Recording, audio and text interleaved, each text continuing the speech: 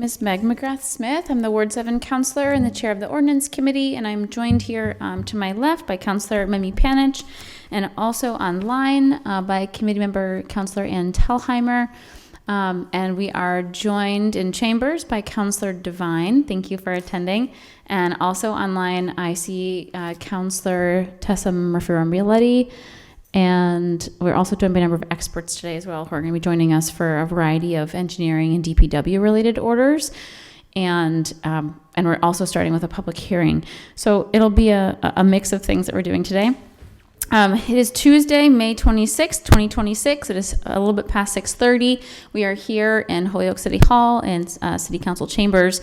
And this meeting is also being recorded on Channel 15 and on Zoom, where interpretation is available. And thank you very much to our interpreters today. All right. I do want to name that we hopefully will be joined by Counselor Vacan soon, who's also a committee member. I know that she is in a parallel meeting right now.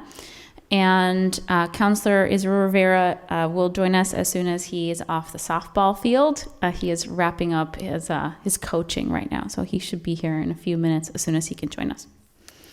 All right. That being said, let's move to item 1. Do we have to read that notice? Oh, we do. Where is the hybrid? I think it's right behind you. Thank you. Okay. Motion to take a roll call vote that for the purposes of this meeting would be applicable to all motions to remove an item from the table, place items on the table, package items, open, continue, or close a public hearing, or suspend the rules unless there is an objection. Do I have a second? Second. All right. Roll call vote in favor. Counselor Tellheimer? Aye. Panich? Yes. McGrath-Smith? Yes. All right, let's begin. Motion to take up item 1. So moved. All those in favor? Aye. Minutes of May 7th, 2026 meeting. Thank you so much to our City Council Assistant, Jeffrey Anderson Burgos, for preparing these. Is there anyone that had any concerns or questions or additions to the minutes? Nope. Excellent as always. Okay, hearing none, then I would make a motion for us to receive the minutes with our thanks to Jeffrey. Second. All those in favor? Aye. Aye. Thank you. A motion that we take up item 2 and reopen the public hearing. So moved. All those in favor? Aye. Aye. Public hearing, this is from 3/3/26, continued from April 28th. There's a special permit application of Riverside Cannabis for a cultivation facility at 1 Cabot Street. Permit number 4801010. Mr. Maris, do you want to join us? Come on and welcome. Yeah, come on in. Yeah. Absolutely. Feel free to take any seat that's open and just make sure that your mic is on. If I could just quickly give a brief and brilliant here, and then I'll turn it over to Mr. Maris to share. This is for Riverside Cannabis, LLC, and it's at 1 Cabot Street. And this came to us as a special permit for a marijuana establishment. And last time when we took it up, we had looked through the information from the planning board and talked a little bit about process and wanting it to improve, and also looked at the pieces that they were still looking for or asking us to make sure that we had before we approved the special permit. So I'd love if I could just turn the floor over to you so that you can explain a little bit about what you've submitted to us here. And then if the committee has any questions, then I'll open it up to the committee and other members of council. Hi, yes, so I needed to submit some parking permits, survey plans, I think egress plans, elevation, some different forms that I submitted by digital. I dropped off a couple copies. There's still one form that I'm working on right now, and so I'm here to ask for a continuance to the next meeting, just because I still need the security. I've sent out a few emails, so I'm just gonna follow up. So I just feel like 2 more weeks, and I'm hoping to get the security. That's the only thing I'm missing right now. So once I get that, I should be ready to go, hopefully.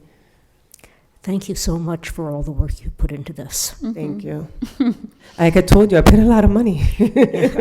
Somebody was going to get the paperwork. No, thank you. Yeah, so I got everything there. Like I said, I just need the security. Once I get that, we should be good to go, I hope. And then I'll go from here, and then I'll go into building permit, and they already requested a few things because I met with them during planning, and that's what I needed, to have that planning meeting first, because that's the way it should be, planning, then here. So we did a little backwards, but hey, get to hang out with you guys a couple times. Just kidding. Well, we're lucky that. So that's where we're at right now. Are there any other questions or comments from members of the committee or other council members? Okay, are there anyone from the public who wants to speak on the topic of this special permit? Okay, hearing none and seeing none on Zoom, we are waiting for the security letter from the chief of police. We have a meeting on June 11th, and we also have one on June 30th. So I think it's a question of how fast we think we can get the letter, and if you think that we should put it on the 11th or the 30th. The 11th, because I just feel like it shouldn't take them more than a month to be able to come to security plan and get that to me. A month should be more than enough time from the time I sent the email already and when I come back. So yeah, I say the 11th will be good. Okay. All right. Then I'll make a motion that we continue the public hearing to June 11th at 6:30. Thank you so much. Okay. All those in favor? Aye. Aye. Any opposed? a Thank nice you so day. much for coming Thanks. in. I appreciate it. And all the legwork that you're doing in this. Okay, a motion that we take up item 3 and 4 and 5 as a package. So moved. Where's- All those in favor? Aye. Aye. Any opposed? Okay, so these 3 items, then we'll invite in some of our experts here. So we have an order from Murphy Rumboletti, ordered that the city council receive and adopt the recommendation from the Board of Public Works for a sewer rate of $9.11. Item 4, McGrath Smith ordered that the city council adjust the sewer rate according to operational costs and revenue deficit projections. And item 5, back from October of 2023, from the Board of Public Works, Mary Monahan, chairperson, letter re fiscal year 24 sewer rate. And I would like to invite in some of our guests tonight, Mike Gallagher, our DPW director, and Mark Lubold, our chair of the Board of Public Works. Thank you for joining us this evening, gentlemen. Is there anyone else online? Okay, I don't see anyone else specifically for this order online, but if you are online and want to speak to this, don't hesitate to raise your hand so I know that you want to weigh in. Okay, thank you so much. Gentlemen, this has been a topic that has been in front of us a number of times over the years, although maybe new to some of us in this room, although not all of us. So what I would love is if we could begin by having you share the process that you're following right now to determine the rate that has been proposed to us tonight, and talk us through what that rate means for taxpayers, for ratepayers, and why that has been the proposed rate. Sure. You want to go? You want to go? And just make sure that you're speaking directly into your mic and have the light on, please. Well, we had to start with the, first of all, we had a consultant who's been hired out, and is Mark on? Would be Mark? I'm not sure I see Mark Abramson. Yeah, Yes. he's on there. Yes. I'm not sure I see him. Jeffrey, if you do see him join and I'm just missing him on Zoom, will you please give me a heads up? Sure, yeah, I don't see Mark right now, but as soon as I do, I'll bring him into being a panelist. Okay, thank you so much. All right. So in the process, first of all, there's establishing the amount of revenue that's needed to fully fund the sewer operations, everything that goes with that, and the debt service for the sewer accounts, the sewer enterprise funds. And then the calculations had to be made based off of most recent history for the last year on our sewer usage, which we get those numbers. Most of it is from the water billing, the amount of the flows. And then after all the numbers were calculated, including some industrial building, to fully cover all the expenses, this is what the numbers came out to be, based on the projected sewer usage for the next year. It's always impossible to know exactly how many gallons of are going to be billed throughout the course of the year, but it's the best projection that could be come up with based off of past history. Yeah. Thank you. Mr. Lubel, do you want to weigh in? Yeah, Mark had said he's waiting to be let in, so I'm not sure if he's on there or not, but See, this says better gov. Any luck, Jeffrey? Mr. Lupel, says that Mark Abrahamson's trying to jump in. Right now, I don't see him.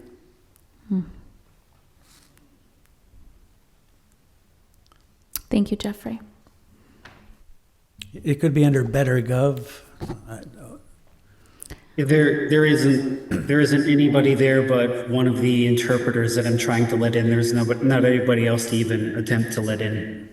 All right, I'll just ask if he can try. He can also call in as well if he's having a hard time with Zoom. Sometimes folks who are having a hard time on the computer find it that calling in is still possible for them. Yeah, we actually had a public safety thing where somebody called in on the phone and we stuck the phone next to the microphone. Yeah, sometimes it's necessary. Yeah. And it Councilor was better. Talheimer, your hand's up. Yeah, I can confirm, we actually did do that in public safety and it worked just fine. We just had someone on the phone and just held it up to the microphone. And they were able to have their input come in that way. So if necessary, we could do that. Thank you. Yeah, so Mr. Lebold, if he can't get in via call or Zoom, we can call him on the Yeah, I phone. asked him if he wanted to try again or to try to call in. So Okay. we'll see. But just briefly, we had submitted a rate of $9.11, which, as many of you know, is quite a bit of a jump up. But we haven't had a rate increase since 2021, I believe, and before that it was, I think, 2008. So, the taxpayers have been footing a lot of the bill over the last several years, coming out of the general fund instead of the ratepayers. What this $9.11 looks at is that it's fully funded and paid for by the ratepayers, as opposed by the ratepayers plus taxpayers. So the $9.11 represents that. Earlier today, we looked at taking street sweeping out of the equation, because street sweeping is enjoyed by all citizens of Holyoke, not just the sewer ratepayers. And that's just under $400,000. And if that is taken out and paid for through taxation, then that rate would go down to about $8.76. So, whatever option you might want to do, I think it's prudent to fully fund our wastewater treatment plant as opposed to being supplemented by the ratepayers. Just briefly, I will just go through who Mark Abrahams is. He's the president of the Abrahams Group and has been our consultant working on the sewer rate, not just this year, but in years past. He has over 30 years experience, and he's worked with over 50 cities and towns, including Holyoke, on developing water and/or sewer rates. He's a CPA, and he's developed cost revenue wastewater models for towns on the Cape, sewer financing plans for several other communities, and helped communities create intermunicipal agreements. Mark has used his experience to develop best practices for intermunicipal agreements for the Massachusetts Clean Water Trust and the Massachusetts Department of Environmental Protection. He also has taught the Uniform Municipal Accounting System for 30 years and Enterprise Fund Accounting for 15 years. So he's hopefully coming before us today with a lot of experience in Yes, he's wastewater. joined us online. Oh, great. In wastewater and water, not just in Massachusetts, but around New England. So I will turn that over to Mark. Welcome, Mark. Thank you. Just in time for your introduction. Thank you. Am I able to share? Yeah, let me set you up as a co-host, and then you'll be able to share. Thank you. Thank you for joining us, Mr. Abrahams. So far, we've just heard a brief introduction to the topic, And we've taken a number of items up as a package so that we can talk about the process that you followed to determine the rate that's in front of us as a proposed rate, and understand the options in front of us. Thank you so much for joining us, and we look forward to your presentation. Well, thank you. Nice to be here. Can you see the slides? Yes, sir. Thank you. All right, so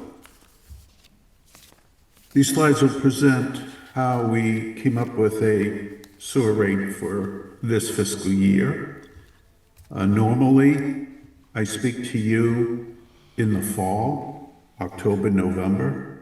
This year, we're able to use some estimates from the sewer department and billing information from the water department to present to you the 27 rate now in May. To do that, we take the enterprise fund budget, roughly 8.6 million, that's for the operating budget. Add to it the debt service, 2.1, and add to it the estimated shortfall for this current fiscal year. We're in fiscal 26 now. July 1 will begin the rate year for fiscal 27. So what we're trying to do is recover 11,300,000 plus, consisting of these items. Offsetting that is other departmental revenue, non-flow-based charges. And you can see the listing there, sewer tax, title revenue, and others. Plus earnings on investments, plus the Sunoco billings, roughly $1 million are collected beyond what's to be recovered from the sewer rate.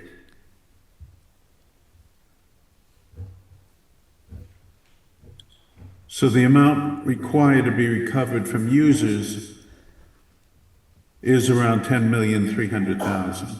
Taking the revenue requirement, subtracting out the other revenues gives us roughly 10.3 million. We recover that from the estimated sewer flow, roughly 1.1 million gallons.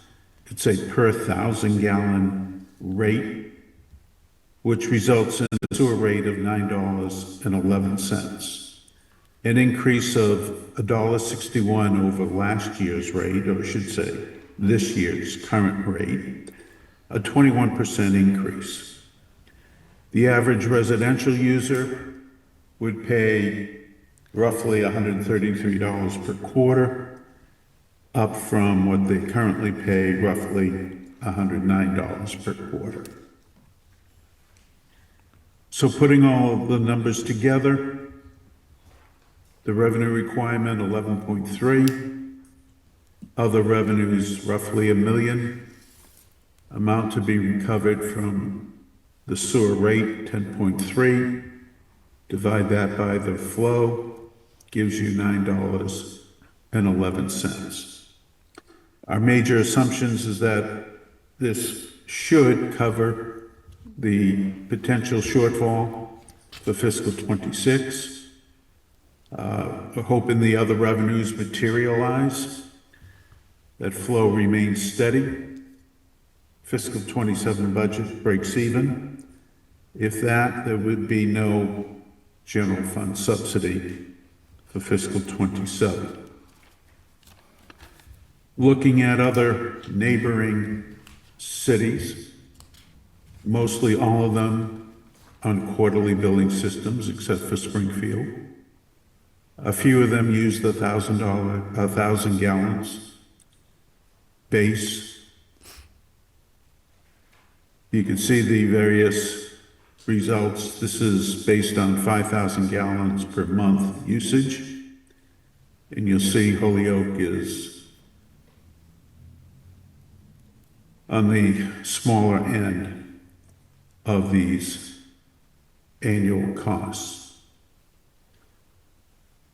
So in summary, the sewer rate was $5.40 per 1,000 gallons from 2008 through 2021.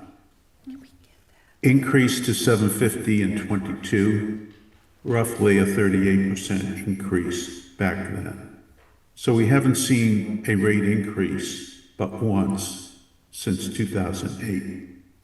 The proposed sewer rate is the equivalent of a 3.29% annual increase if you increase that rate from 2021 by 3.29% annually.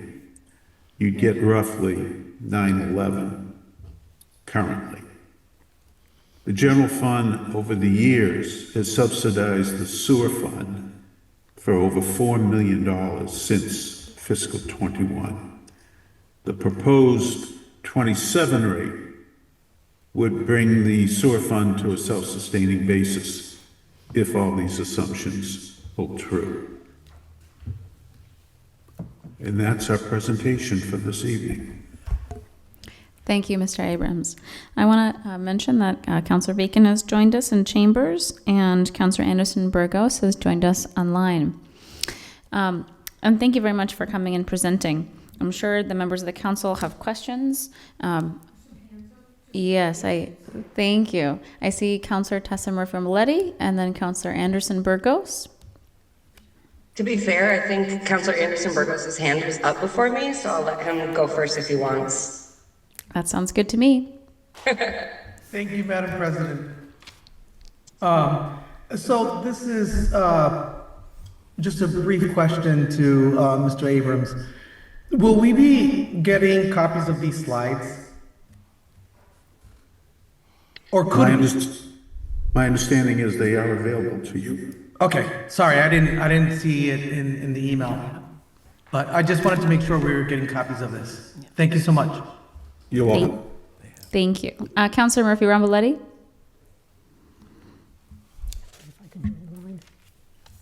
Sorry, I wasn't off mute. Thank you, Mark, and Mark Lubold and Mike for all being here tonight. I know that, we haven't set a sewer rate, I think you mentioned since 2022, and I was wondering if, maybe for the newer counselors or perhaps for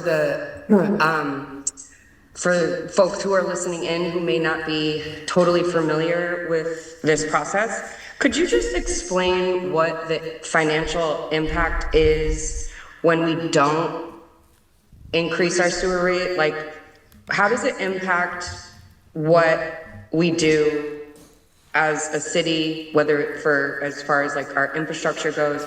And you've talked about how we typically have to cover the shortfall through the general fund or, other methods. And what kind of impact does that have on taxpayers?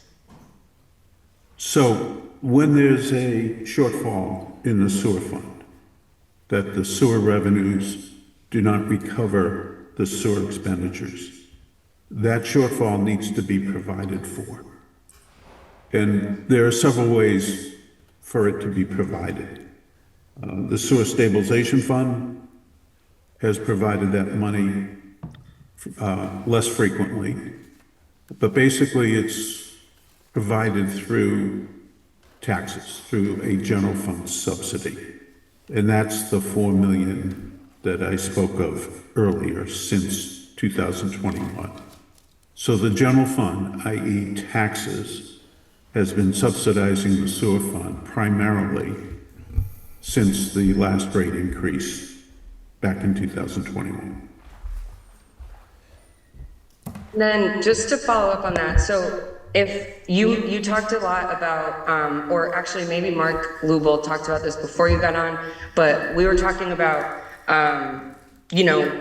like removing the cost of street sweeping.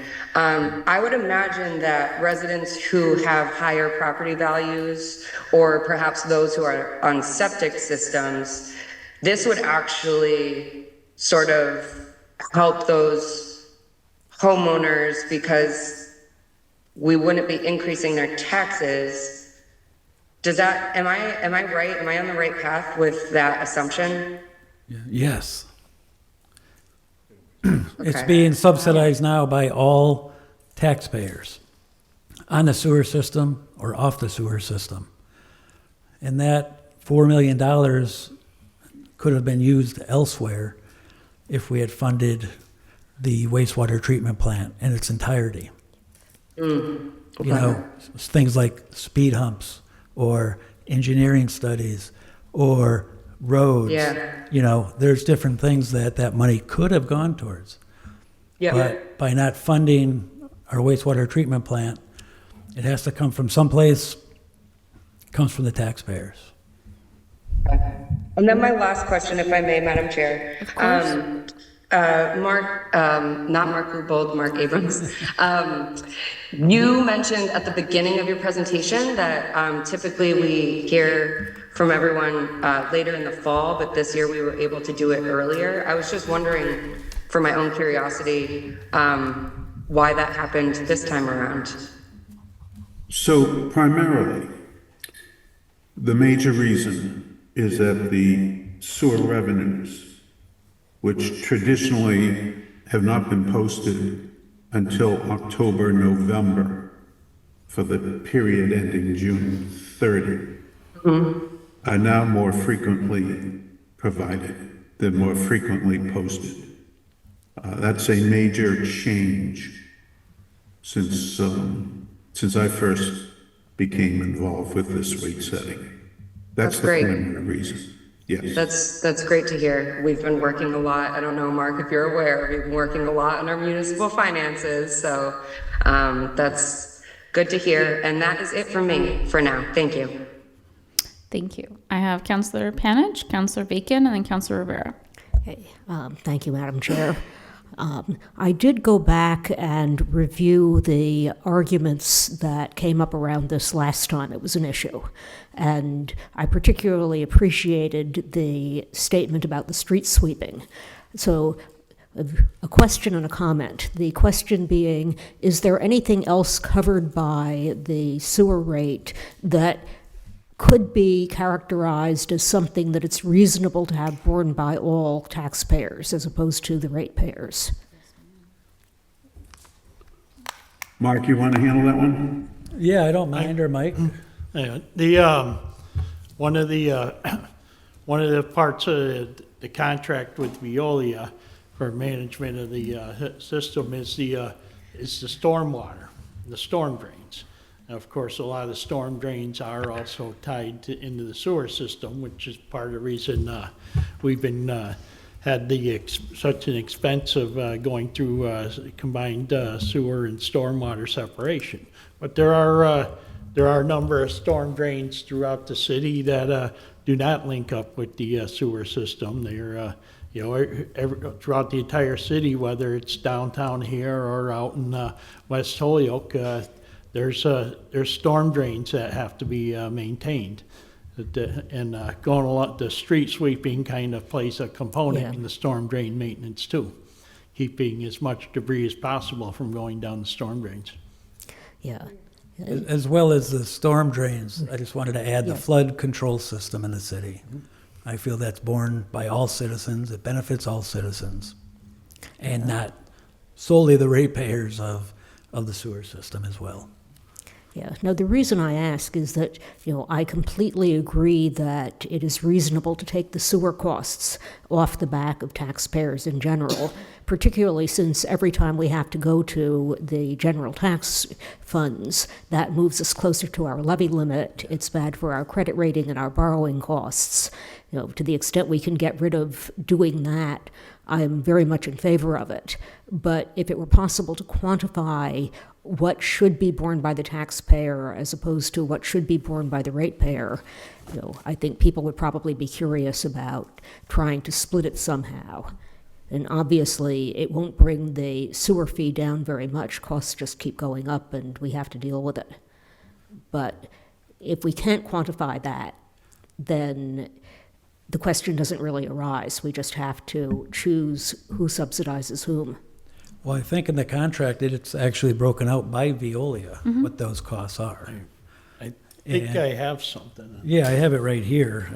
Stormwater is $155,821, and the flood control system is $156,897. that's how they break it out, is how they're allocating towards those different items. Okay, and you already mentioned that you calculated what the rate would be if we moved the street sweeping costs. Did you calculate what it would be if we moved all of these costs? I have not, and one of the reasons I feel maybe we look at it come fall time is, a number of communities, for instance, like for stormwater, they might have a $25 fee for all parcels to pay for stormwater. So there's different ways to pay for it. Yeah. And I haven't looked at anything in regard to flood control, but I think that's something to come up with on how we want to. Do you want it through taxation? Do you want it through some sort of a sewer system fee that, bigger parcels may pay more than smaller parcels? I think that's kind of a deeper discussion, where in the meantime, we can get a rate that gets us, to zero, and we can work on those things and maybe, implement something for FY '28. Makes sense to me. Thank you. You're welcome. Thank you. And I just want to reiterate that what we've heard is, if we look at the original proposed rate, which is $9.11, if we remove street sweeping from that, and street sweeping is $399,379, then the proposed rate would fall to $8.75. Just want to name Mark, those. was that 875 or 876? 876. 876. Thank you. Okay, just wanted to make sure we were reading those numbers clearly into the record, and thank you for that clarification. All right, we have Councilor Bacon and then Councilor Rivera. Thank you. So I don't know if you know the answer to this question, but my first question is this proposed 9/11 rate considered in the budget that is proposed before us now Yes, by the mayor's office? yes. Okay. Well- So if that is true, if we were to recommend and the city council was to approve a $9.11 rate, is it true that the budget would be reduced by the projected deficit that is before us tonight? I'm not certain they could reduce the budget. The budget's actually even established by the numbers for the debt service and the contract with Veolia. Is how all the numbers were come up with. Okay, And so- we're actually trying to set a rate that meets the budget requirement. Okay, so it's not technically factored into the budget. What I was trying to get to is, given what appears to be significant tax increases yet again in this proposed budget, should it go through pretty much as proposed, if this rate is then increased by the 21%, that's going to be an add-on. There's not going to be the ability, if we increase this rate, to reduce the budget, is what I'm hearing. Right. Okay, so then my That rate next, supports the budget. right, so my next point is this. So the taxes will go up regardless of what we do with the rate. The general tax money, as we have acknowledged, has been subsidizing the sewer fund. But every time when we're talking about fully funding the sewer fund, we've also been talking hand in hand with implementing a stormwater fee. And let me just say, for the thousands, I forget how many there are exactly, people that are on septic that have no assistance for their pumping, their replacing, which is tens of thousands of dollars when you have to do it, they're already subsidizing the sewer fund. And I don't hear too many people getting really upset about that, largely because they can't see it, right? But if you then increase the sewer rate, and then you still are taxing the people that are on the septic, the more in their taxes, they are not going to see any savings by the fact that we turned around and increased significantly the sewer rate. So that's a bit of a long way of me saying that I 100% support putting street sweeping in the general budget. And I also support putting the other citywide services into the general budget, out of the sewer fund, which, if I'm hearing everything correctly, would include the flood expense, and then the catch basin maintenance, which is citywide, as I understand it. It's stormwater. Basins. It could be They're catch piping. basins. Yeah. It's pipes that, take stormwater. They go down to the river, or they go over Yes, they on all the go other to the side of wastewater 202. treatment Nothing comes over the 202 hill. We know that because we can't get the pipes over over the hill, right? So We can get the pipes over, but we can't get the water back. Okay.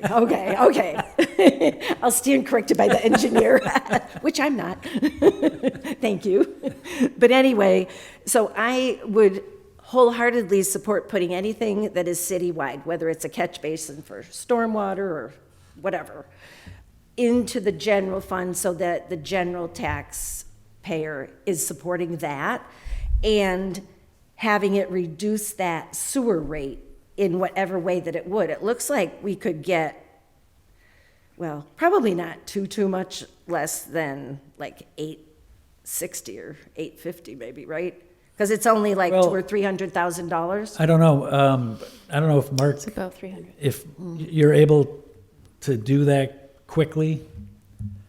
If we took out the 155,821 from stormwater and 156,897 from flood control, what that would be, I think you're about 850 roughly. Hold on. But Mark has Which is, the it's figures. still a Repeat those big increase, numbers. but it's not as, Okay, so stormwater system is 155,821, Yep. and flood control system is 156,897. Now, give me a minute.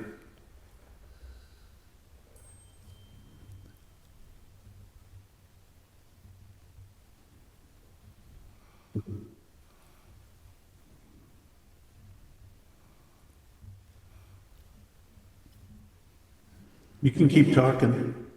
While Mr. We like to watch you work. Yeah, while Mr. Abramson is reviewing the numbers, so a few things that I've been thinking through. So I similarly was doing sort of back of the envelope math to figure out the response to this initial proposed rate. And it's an interesting concept of what should be paid for by all taxpayers versus what should be paid by the ratepayer. Is Right. really what this question always comes down to. And costs from my perspective that very much are to be borne by all people should be owned by the taxpayer. And those things include the street sweeping, for sure. The stormwater system and the flood control system, I similarly agree, although I am hearing, and it seems like there's been a conversation for quite some time, that there are different ways to respond to that. And so it could be that we're rolling stormwater and flood control into the general fund, or it could be that we are creating some sort of fee structure next year. That being said, we could set a rate that is based on removing all three of those, and then also in a parallel explore other options if we want to look at some sort of fee structure that's a flat fee, or even a progressive fee structure based on parcel size. We could also look at that starting in the fall for next year's proposed rate. It strikes me as really important that we set a rate that fully funds the enterprise system. And it also, from what my understanding is, talking to the treasurer and talking to TJ Plant, that this would have an impact on taxes because effectively we would be funding from the 7.5 currently. Let's say we just did street sweeping as a removal up to the 876. What that would mean is that we would be paying, instead of out of the instead of out of taxation, we'd be paying for it through sewer. So from my understanding, it would be a reduction in the overall costs there. And it would also shift the burden of who's paying for what. And I do want to name that as well. I think we all know, given, the budget we have in front of us and the realities of inflation, that we're likely for the average taxpayer to see an increase.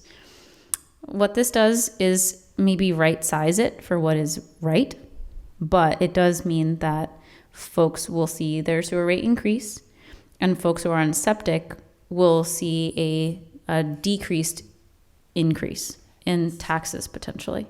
So, if I may. Yes, Councillor Bacon. So, And then it's Councillor Rivera.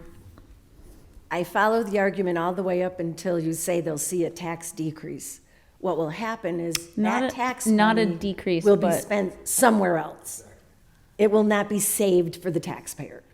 That never happens. It just gets spent somewhere else, which is why I'm not a fan of all these added fees for everything.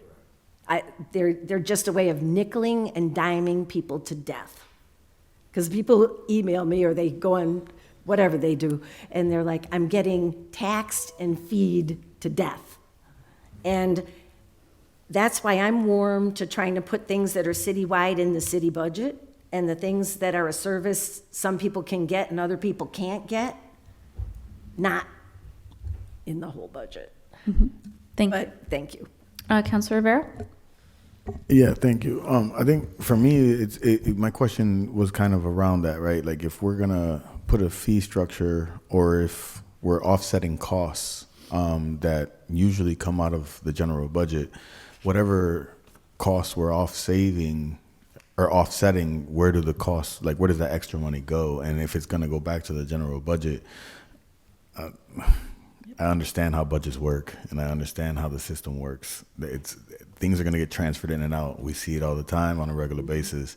So for me, it's like I guess we have no choice but to support something, right? And we have to move forward because it's gotten to a point where it's bottlenecking now. But I would like to see an effort be made that if there is some cost savings, that it does impact the taxpayer in a way where they don't have to pay. Yep.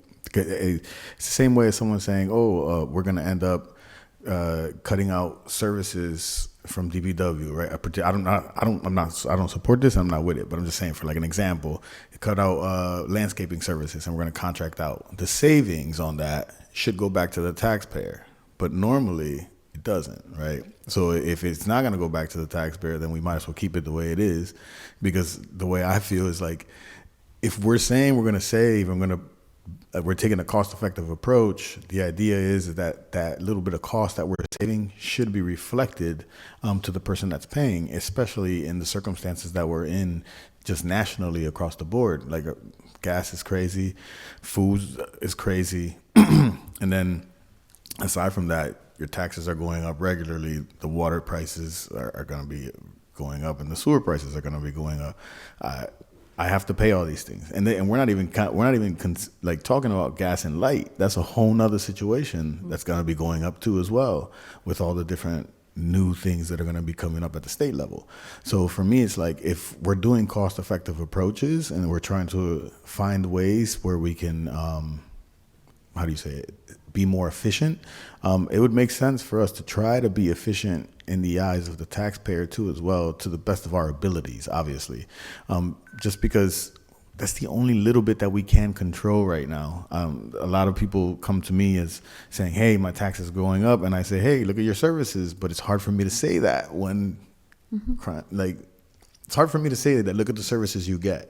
I have to say that. It is hard for me to say that to some residents, even though I'll say it privately, but like, they don't want to accept that. It's not enough for them. So for me, it's like, where are we going to be able to do something that's cost effective and efficient that helps the taxpayer, the everyday person, feel the impact, even if it's $10. I think they feel like the $10 doesn't go a long way, but the fact that the effort was made and that someone is trying to get it done in a way that benefits them, that would be the best approach. Thank you. Councillor Panich, and then I'd like to ask if Mr. Abrams is ready. Yeah. But, I mean, the thing is, money is fungible, right?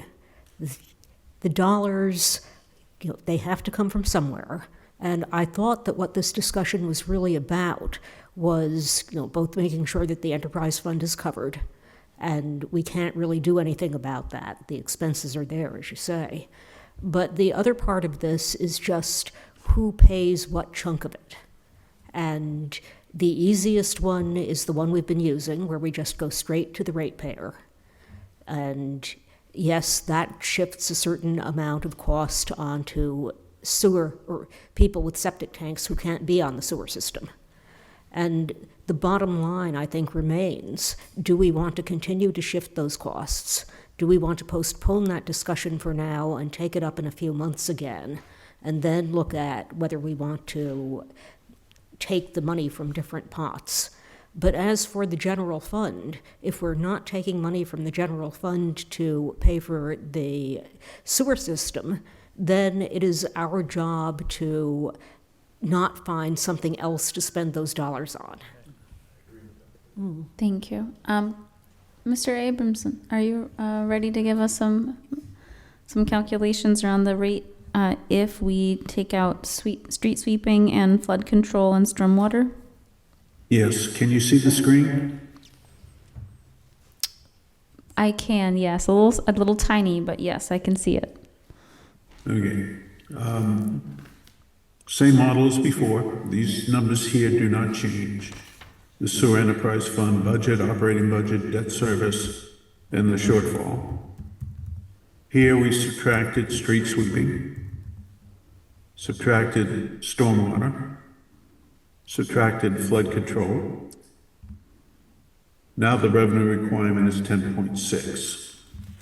These numbers here don't change, so we're still estimating $1 million from other sources, which means we need a $9.6 million to be recovered from the sewer user, which translates into $8.48.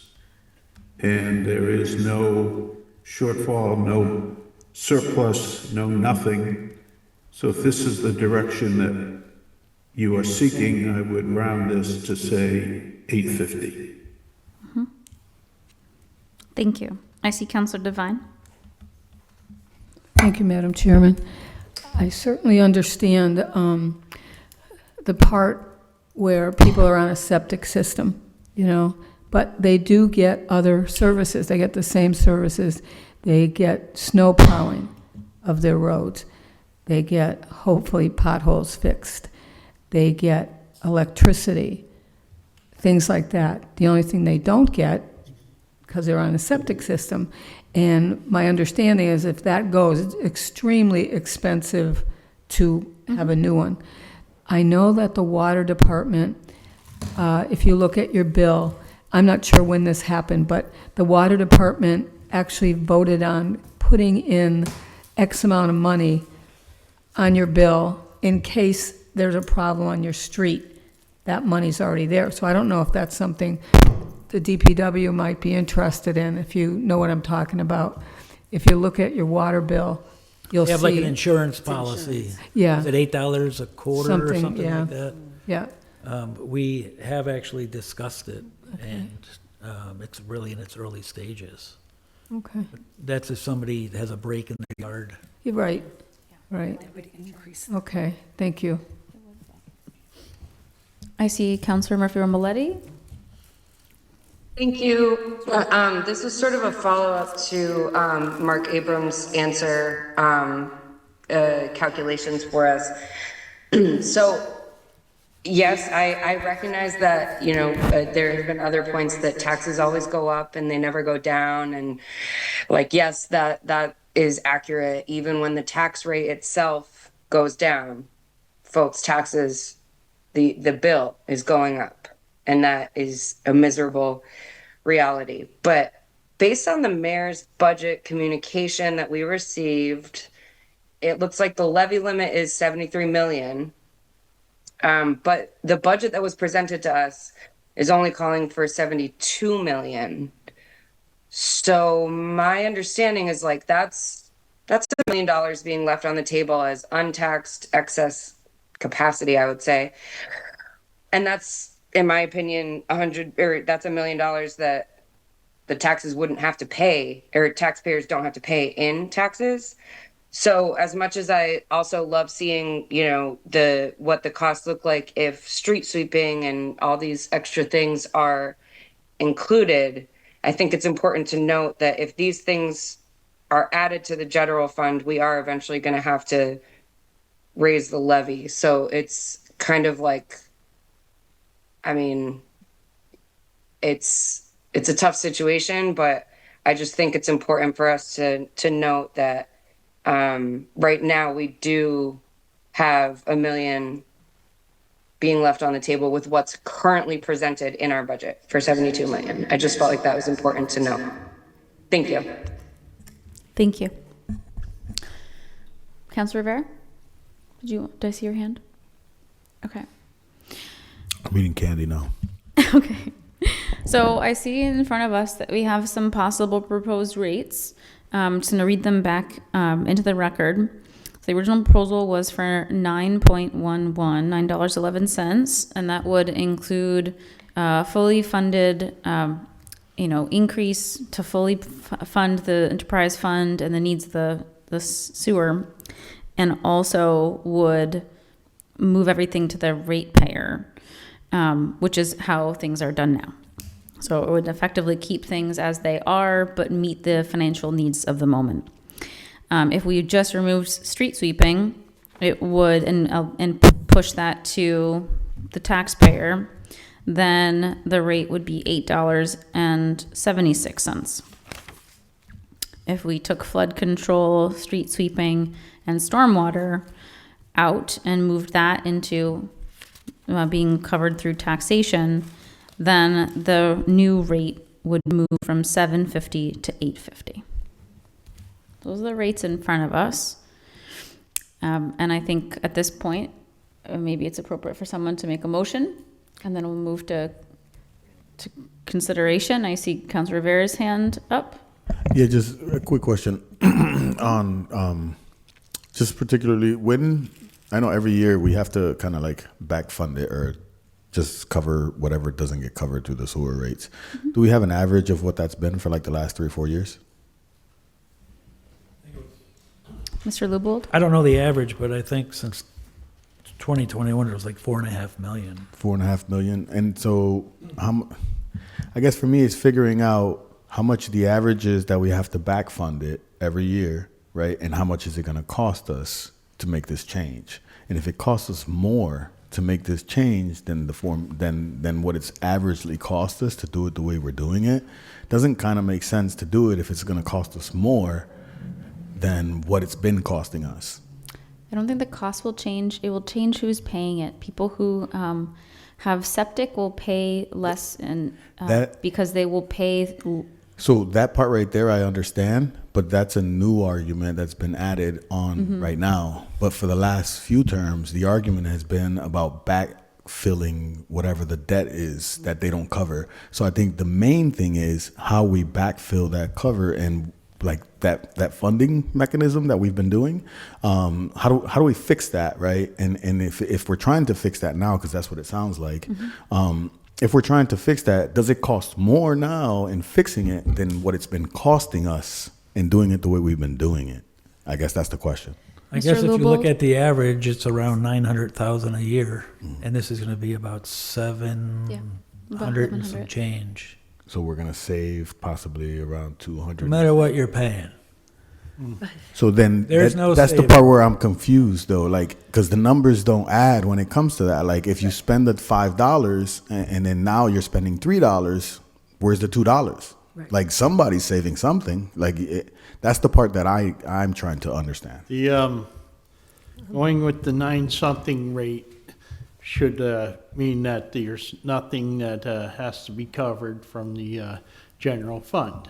If we go with the highest, fully understand that. Fully understand that. And the but I'm looking at it from the other way, right? Where what is the average that we've been paying to backfill the costs? And but an average is just an average. 1 year it's more, 1 year it's less. So that $200,000 of savings might be $400,000 next year of paying. I will read them into the record.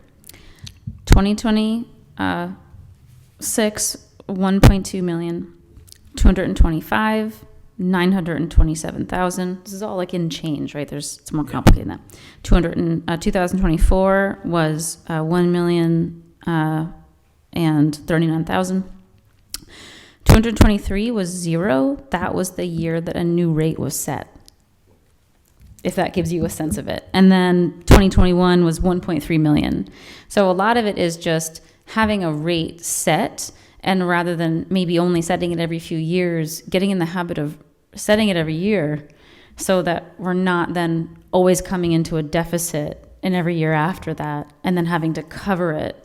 Instead looking forward and saying this rate, if we pay what we're saying here, then we would expect no deficit next year, because we're choosing a rate that would fully fund it. And most communities have an enterprise, I'm just going to call it a slush fund, but to balance out those waves. We've never done that.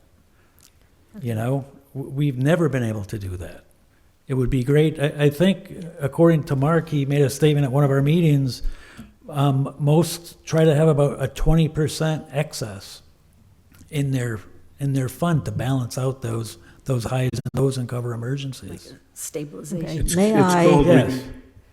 It's called retained earnings. Yes. And you'll note with our numbers here, there is no surplus. Thank you. So, May I Councilor make a Rivera, are motion? you done? I'm sorry, I also I am Bacon done. who wants but to speak, and I am Councilor done. Penich. More questions came up, but I'm good. I'll yield. Thank you. Okay, Councilor Bacon and then Councilor Penich. So I thought I saw that the anticipated deficit for this particular calculation was about $500,000, not $1 million. So just to clarify that, but that's looking at 2027, I guess. All right, so that's projected.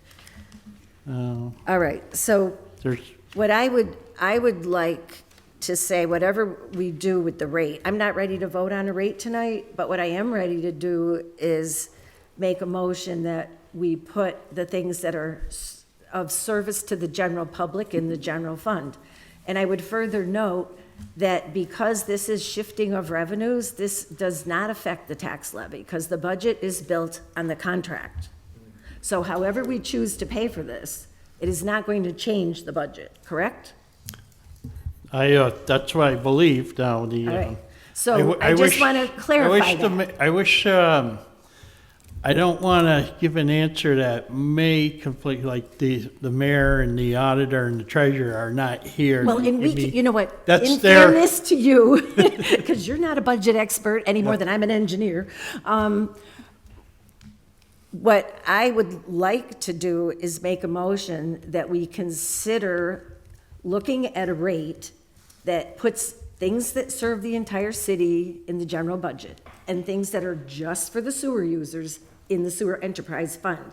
Secondarily to that, the question is, what will the impact be on the budget and the taxpayer if we A, do the 850, or if we B, do nothing? Because my belief is, and I'm not making the argument against an enterprise fund being self-supporting, because I do understand that argument, and philosophically I agree with it. The only problem I'm having with it is I don't think it's going to result in any tax decrease for anybody if we jack up the sewer rate. That is my fundamental problem with it. I think the taxpayers are still going to be paying the more, and the ratepayers will be paying the more, and the money will just be spent on something else and nobody will get any savings. That is my hesitation. I'm not challenging the math, I'm not challenging anything else. I'm challenging how it will be applied. Thank you. Councilor Penich? I suspect that this is no longer relevant, but I was going to move to approve the 9/11 rate. Is there a second? I'll second it for discussion. Okay, under discussion, our proposal is to approve the 9/11 rate. I'll open it to the floor for discussion. Okay. Councilor Penich and then Councilor Bacon. Yeah, I don't necessarily object to considering shifting the general expenses to the general fund. And, I think the line of my questioning so far indicates that. But I also think that we are getting into a set of issues here that are not really about the enterprise fund or the sewer rate. And it would be good to have this covered. It would be good not to have endless discussions that go nowhere about whether we should move these expenses, whether it will affect the budget, whether it will affect the tax revenue. We're just trying to fund the enterprise fund. And yes, if we can make it marginally fairer without ultimately arguing about, oh gosh, the taxes are going to go up regardless, because I think it is our job not to have the taxes go up. It is our job not to find some other way to spend money that we are not spending on the sewers.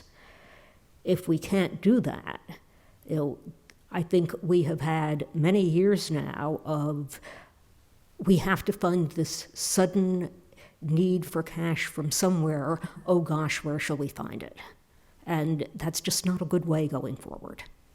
So I admit to attempting to cut off the endless back and forth about this, but yeah, I really think we should just do this, and as our experts have advised, consider moving to a fairer system that allocates the expenses more justly in the coming year. Thank you. Councillor Bacon? I'd like to offer an amendment to the motion on the floor, and I'd like to offer the amendment that we move the noted citywide services as described that would change the rate to $8.50 out of the sewer enterprise fund and into the general fund, so that as the math has been put to us tonight, the rate would be $8.50. Thank you. Do I have a second? I'll second for discussion too as well. Okay. Under discussion, the proposal on the table is to amend the original motion from 911 to 850. Well, my motion is to take those expenses out of the enterprise fund. Yes, but then the resulting rate would be 850. That's the effect, but. Yes. But without, yeah, but the action is to remove those expenses out. Okay. Under discussion, Councillor Murphy-Ramboletti? I guess I'm just curious if that's even something we can do, since we don't, it's the mayor's budget, and like we don't have authority over changing the actual budget. Like, I don't know if this is something I just don't, it seems like something that we would be voting on where we don't have control over that aspect. And I also, as I mentioned before, I'm still wary of adding all of these things to this, to the budget that was presented before us. While I recognize that some of it is important, I also recognize that we would have to increase the levy. So it's, I get the argument, but at the same time, yes, if we have $1 million in excess right now, with the budget that's presented before us, sure, it could get spent in other ways, but like that's also the stuff that we're constantly asking the departments to fund, right? It's like speed humps and it's sidewalks. Those are the things that people are constantly asking us about. So I guess I just don't know how we vote on something that we don't necessarily have authority over adding to the general fund budget. So I guess I'm just a little confused. Thank you. Thank you. I want to return to Councillor Rivera and then Councillor Panich. Thank you. Yes. So I guess I'm trying to take the most open approach possibly by looking at this. And I think for me, it's like, yes, the onus does fall on us to be able to manage the money in ways, the excess money or the extra money that we get in ways that make sense. But the council doesn't actually do that. All we do is approve or deny, right? So it's technically in the mayor's office, and the mayor's the one that actually is the one that makes the decisions on saving the funding, on how we allocate funds, on whether or not we would decide to save some funding, like apparently we have when we, at this end of fiscal year budget, we have $1 million in savings apparently. But I think for me, it's like, if we're in a situation that we can't do any of that stuff, where that Councilor Bacon kind of mentioned, then it's a moot point to even try to like discuss any of this at the end of the day. Then, right? Like we should have they should just be telling us to vote for the 9/11 and that's it. And again, it goes back to where I was saying, like there are many occasions now where things just come to us and now we have to just vote on it. And it's not fair, not just to me as a counselor, but I would say also to the residents and to the taxpayer, where there are increases coming in many different ways. And I'm not the one that cries about this stuff. Israel Rivera is not the conservative, but I sound like it right now for some reason. And maybe it should be alarming, maybe it shouldn't be. Who knows? But Israel Rivera is not the conservative. Understand that. And it's wild to me that at this moment, it's feeling like I'm a conservative. But yeah, I guess on the motion for the 9.11 vote, because go ahead, I yield my time back to Councilor Panich in the line, and then we're going to move to a vote on the amendment. Okay. So I just want to say that if we're going to make structural changes to how the enterprise fund works, I want to hear from our actual experts who are managing the stabilization fund and from the administration before we vote to do that. And otherwise, I am back to, I think all of the practicalities go to, let's approve a rate that works now. Thank you. Okay, on the motion to remove. I'm still waiting. Oh, Councilor Bacon. Thank you. Through the chair to Mr. Abrams, I'm interested to know his opinion about whether we could consider these changes. I don't understand how it would change the budget because the mayor built the budget on the contract costs.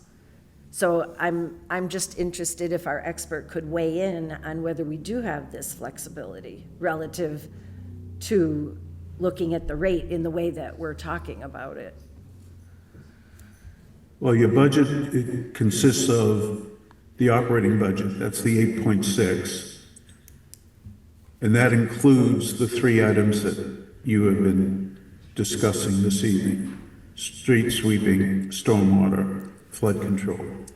It also includes the debt service, 2.1, and it also includes the shortfall for this current fiscal year that is estimated. So just as a follow-up, so if I'm understanding this correctly, if we made a motion to put those things into the general fund, we would need to make that cut in the sewer enterprise fund in the budget, if I'm understanding correctly, when we come to that part of the budget? To make the math work, yes. Okay, thank you. So the one point I will make is the only authority the city council has is to reduce costs in the budget, to make cuts to the budget. So if we wanted to do what we were talking about doing, taking it out of the enterprise fund, we would have to cut that cost out of the enterprise fund in the city budget. Right now, we have a growth budget. We have positions, at least one that I can think of off the top of my head, maybe two, being added to our budget. We have a growth budget. The one thing we have not talked at all about relative to our budget is cutting any costs. All we've been talking about is how to get more from the citizens and the taxpayers. And they're feeling it. And the key word is affordability. It doesn't matter if you're a conservative, a liberal, if you're broke, you're broke. That's all. Thank you. Thank you. I see Mr. Gallagher's hand. Yeah, I'd be cautious about cutting anything on the sewer budget itself, because the street sweeping and everything else, if you cut it right out of the budget, the city is still under a 10-year contract with Veolia, and all these costs are built into that contract. the amount we're seeking the sewer rate increase for is to cover the cost of that contract, plus the debt service and the anticipated 500 some odd thousand budget shortfall in this fiscal year. So to cut anything out of the proposed upcoming sewer budget directly, I'm not sure what the impacts of that will be, but I do know that the city will still be obligated to pay the what we owe them for the contract for the upcoming years. And So you're saying we need a contract amendment? when some of our Yes. some of our industrial customers are billed based on a base rate of that contract. Okay, So if you cut that line item, their revenue is going to come down. okay. But as we've had explained to us, that would be the only way that we could do it, but we're told for another reason that we can't do it. So we've had a big, long discussion about something that apparently, without a contract amendment, we can't do. Well, you're doing it now. So the rate, let's just say it's $100, right? That's how much the contract is. The rate is only paying $75, and the taxpayers are paying the other $25. So if you do the full amount of 9/11, the ratepayers are going to pay the whole $100. And the taxpayers are still going to pay their jacked up taxes. They're still going to pay what they're going to pay. So It is it's- what it is. So they're all going to be paying more. Either way, they're paying, no matter where you put the amount. It has to be paid. Unless we cut costs somewhere in the budget. Yes, but I'm just saying in regards to funding, fully funding the I enterprise hear you. fund, it's coming from the ratepayers plus. I hear you. Thank you. Counselor Murphy Rumboletti, do I see your hand? Or is that it? Yeah, no, I think Mr. Lubold helped answer some. I just, I understand that the taxpayers will continue, their increases will continue. We all understand that. Most of us feel it with our actual tax bill. Some of us as tenants will feel it when rent goes up. Like, I think it's just a little disingenuous to act like those of us who do want to increase the rate to $9.11. For some reason, that means we don't recognize that taxes are increasing. Like, I hear you, I get it, but at the same time, like, also, just for anyone who's listening and might not understand, we have had one budget hearing. We have 2 more budget hearings. We don't usually talk about like what the cuts are going to be from the budget. That night we talked to the mayor about what we could possibly cut, but the mayor has given us a lean budget where he's already made a lot of cuts. So I guess it's just, once again, if we don't make a decision by the end of the fiscal year, then we can guarantee that we're not going to have $1 million left in the after leftover. It's going to be, whatever, $500,000 or whatever that amount is. And that's less services that we get to provide to the city. So I guess it's just, I want to remind people that, like, yes, buzzwords are great. I get it. Accountability, affordability, like, we can say all these buzzwords, but at the same time, like, this is sound, common sense financial practice. Like, we are elected not necessarily to make popular choices, but sometimes we're elected to do what is financially responsible. And me personally, like, that's why I ran. I didn't run to be popular. I'm a taxpayer too. I finally get to say that. So I get really frustrated when there's this insinuation that we don't recognize that taxes go up. I'm trying to keep the tax rate itself down. Okay? Thank you. Have a good night. Thank you. Madam Chair, On all the motions?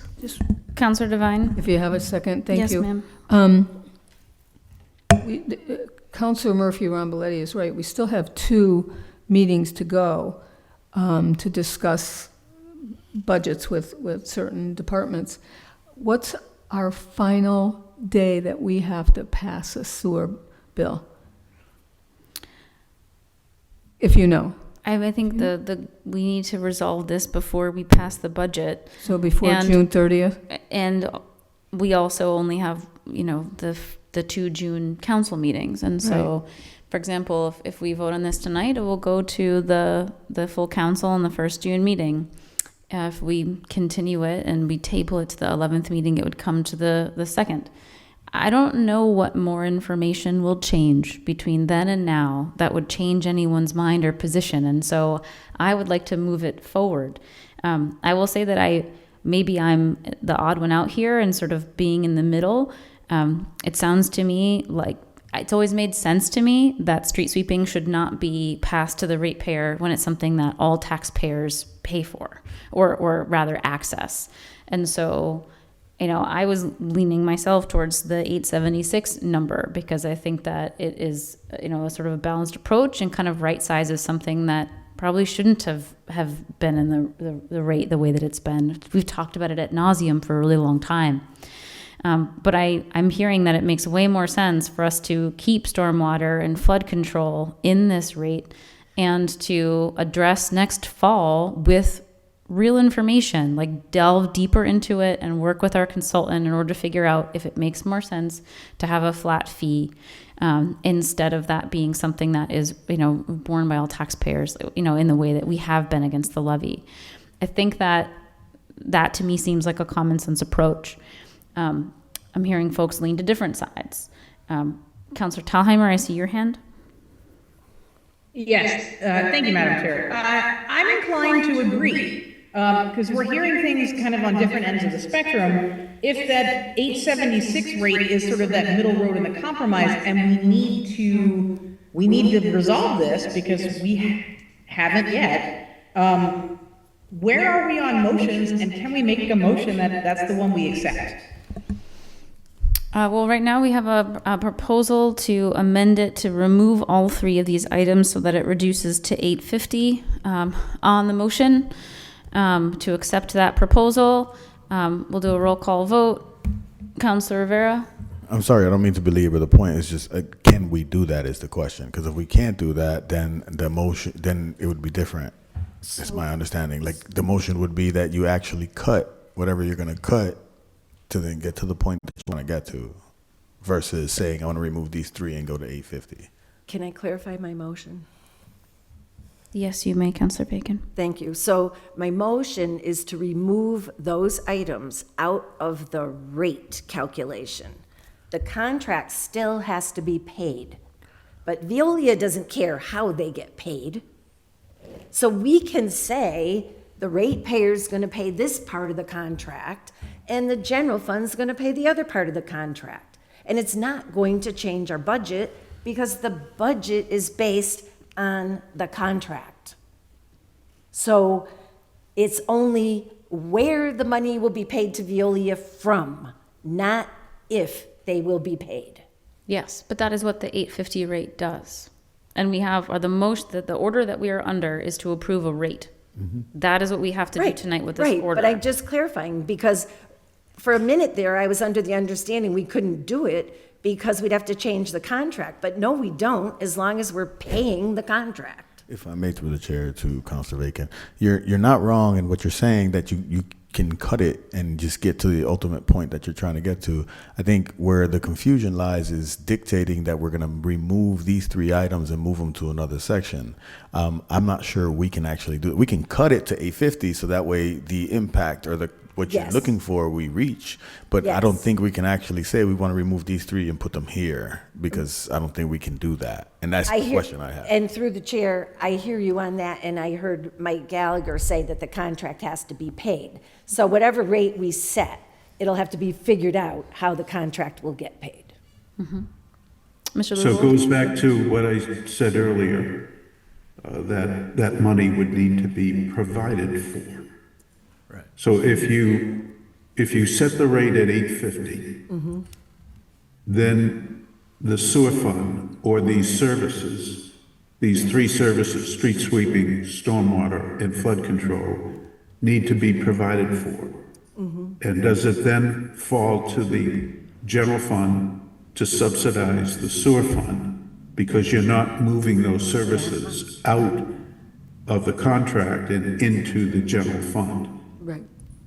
And we don't have the authority to move it out of the contract, so it would have to continue to be funded through the general fund, as we sit here right now, as I understand.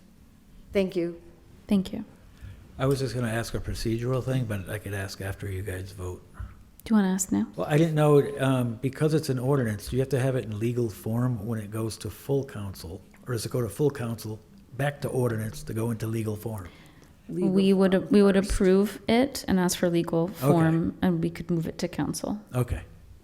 What if the council the votes will of the something body. differently?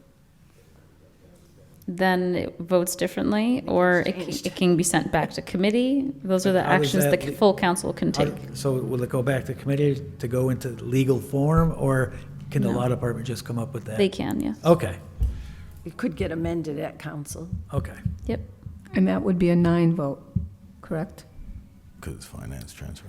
Because it's an important thing. I don't know. That's another legal I would question. hope it would be a 9-person vote and not less than that for this important I thing. don't know. There's time to figure that out. Yes. Thank you. Okay. All right.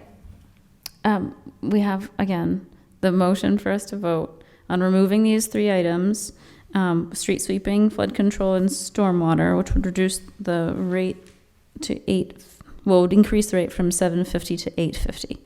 On that motion, Councilor Rivera, No. Councilor Panich, No. Councilor Tellheimer, No. Councilor Bacon, Yes? Councilor McGrath-Smith, no. On the original motion to increase the rate from $7.50 to $9.11, on the motion, Councilor Bacon, Absolutely no. And affordability is not a buzzword, it's a reality. thank you. Councilor Panich, That depends on whether you would like a friendly amendment to go to 876. let's vote where we are. Councilor Panich, Okay, yes. Councilor McGrath-Smith, no. Councilor Rivera, No. Councilor Tellheimer, No. motion to approve a rate hike from $7.50 to $8.76. Second. On the motion, Councilor Rivera, Yes. Councilor Tallheimer, Yes. Councilor Panich, Yes. Councilor McGrath-Smith, yes. Councilor Bacon. No. All right, with that, you have passed it to council with approval for a rate from $7.50 to $8.76. We'll go to council with our approval. All right, thank you very much. I appreciate you coming in, Mr. Lubold, and I appreciate you, Mr. Abrams, for coming in and sharing your expertise with us. And we will now be moving into a whole bunch of DPW and engineering I don't know if I should orders. just leave or. Yes, yeah, you certainly don't have to stay, but I'd also like us to just, if we could, sorry, you're not allowed to leave either, Mr. Gallagher. If we could please just take a 2-minute recess, folks want to get water, and then we will jump into the rest of the agenda. Thanks, Mark. I think you're all A set. motion to take a Appreciate 2-minute it. recess? All those in favor? Aye. I.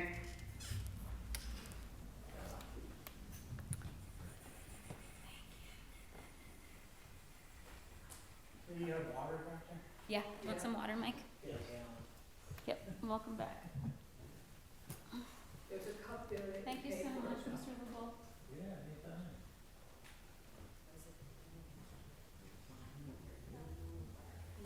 Just.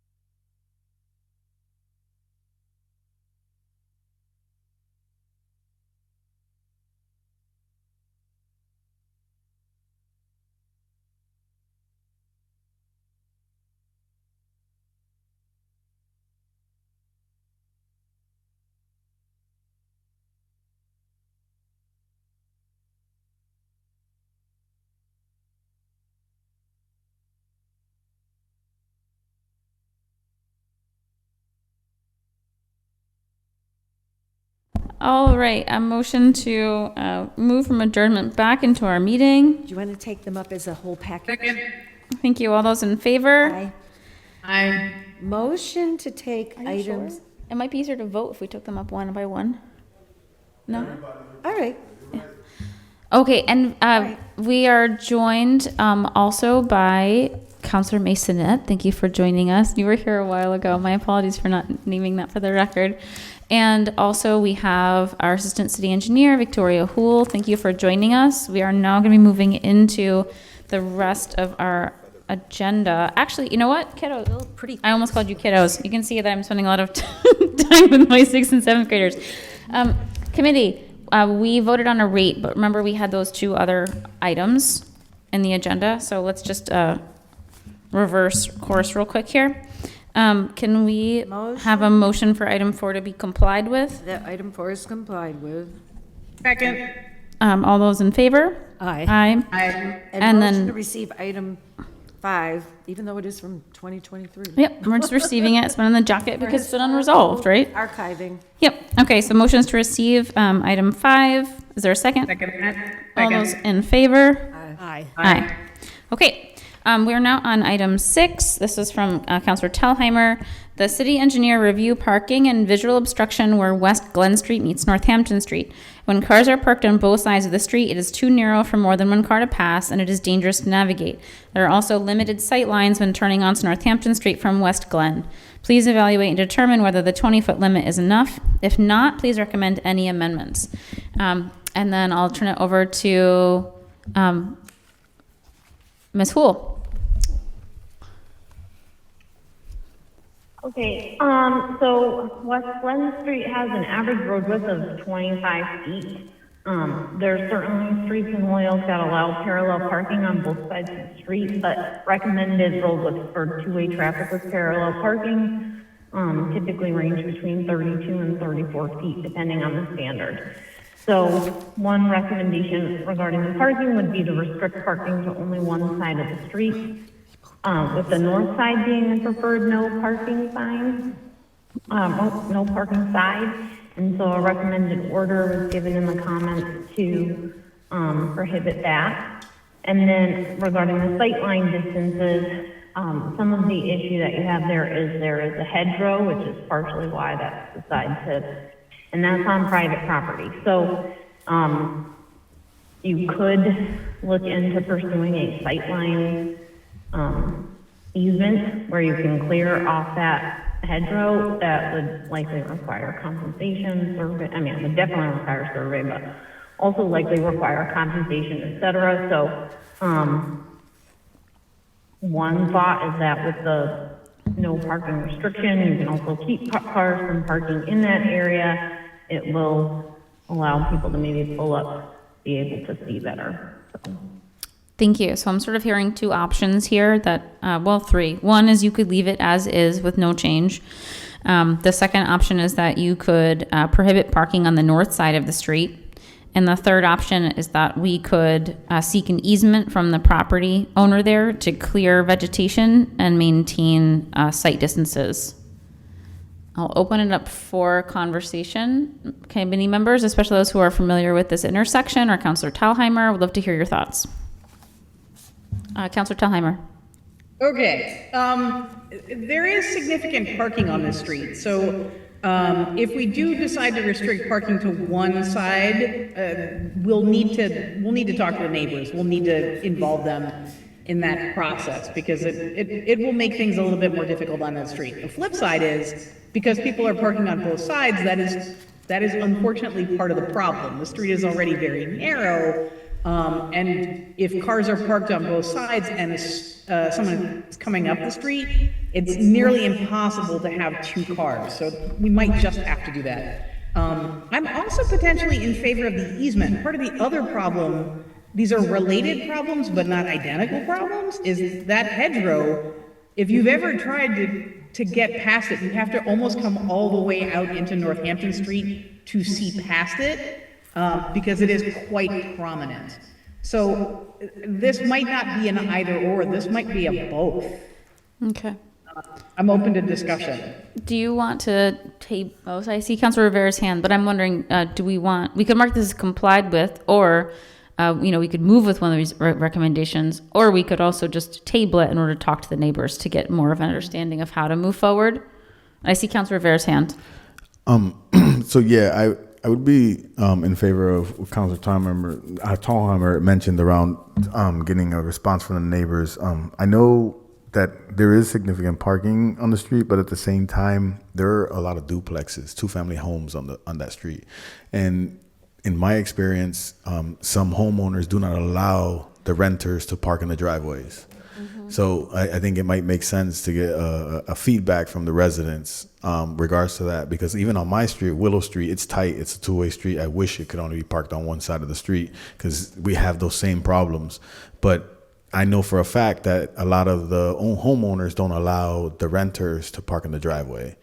And we see that during the storms when they have to take, some of them are taking my spaces, and I don't have a driveway. So like it makes it a little more complicated.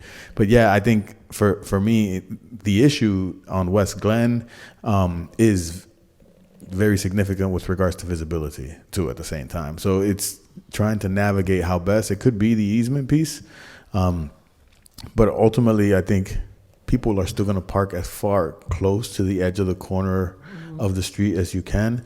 And I'm going to keep saying the same thing I've been saying for the last 3 years almost. A traffic squad that actually focused on going out into the community and seeing where people are parking illegally and not giving that 5 feet of space to driveways and ticketing them and actually finding them might actually correct some of this behavior. A lot of these behaviors can be corrected just by certain practices and safety measures that we put in place. And I think a traffic squad would help with that across the board. But let me stop beating the dead horse. All right. Do we want to table this in order to allow Councilor Thalheimer to reach back out to the neighbors? Motion to table to get more information from the neighborhood. Second? All those in favor? Aye. Aye. Okay. The next order, number 7. Motion to take up item 7. So moved, or second. All those in favor? Aye. Aye. Okay, this is from Devine and Anderson Burgos, ordered that 2 lanes from Linden Street onto Beach Street be designated as a left turn lane and a right turn lane, and painted with the appropriate turn arrows. Ms. Hool. Okay, so, for this one, given that it's signalized, really an outside consultant in here to do the full, evaluation of how it affects the traffic queuing, the backups, the turning movements, and the changes to signal timing that would be involved would be necessary. So in order to fully evaluate this as a potential solution, money would need to be found to hire a consultant to assist. Councilor Devine? Yeah, thank you.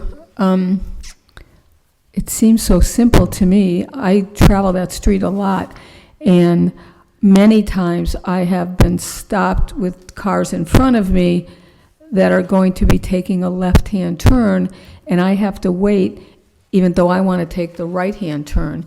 I thought this would be fairly simple, that you do 2 arrows, one going to the right and one going to the left, so people coming off of Linden know enough that, oh, I've got to get in the left-hand lane to make that left onto Beach, or I've got to get on the right-hand lane to take that turn on Beach, the right hand.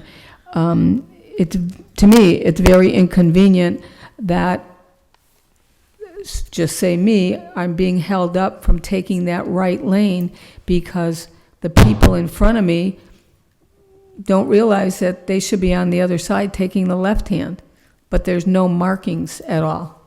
Thanks. Councilor Anderson Burgos?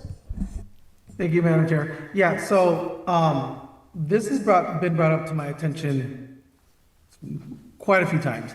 The neighbors that live at that near that intersection had pointed it out to me, and then obviously over the years I've come across the same situation where I'm standing, I want to make a right, and I can't because the person in front of me wants to make a left, assuming that it's a two-way street. That's a one-way street. And currently, even sometimes there's cars attempting to drive into the one-way.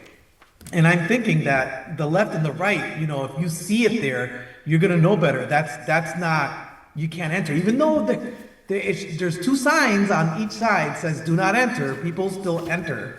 But again, it's just an ongoing issue.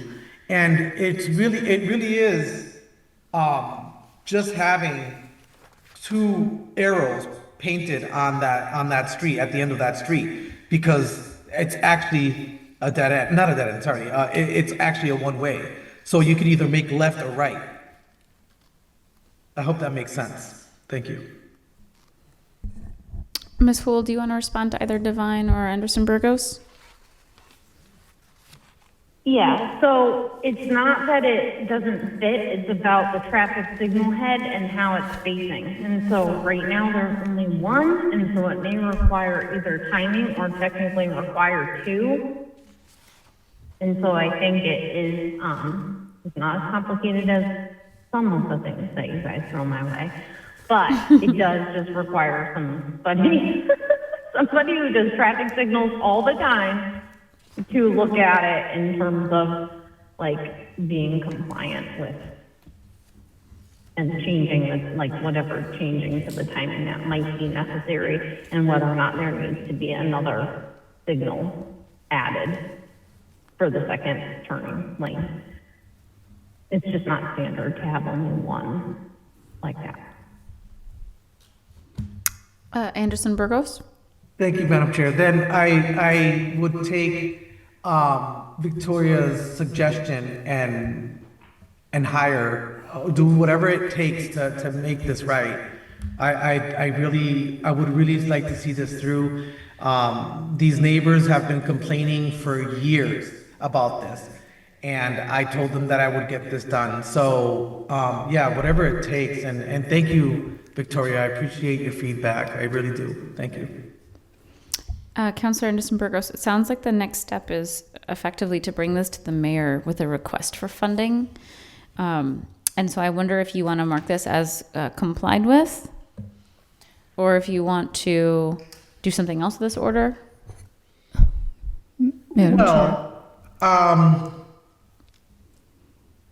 Councilor Devine also has her hand up if you want to let her go first. Yeah, let her go first, please.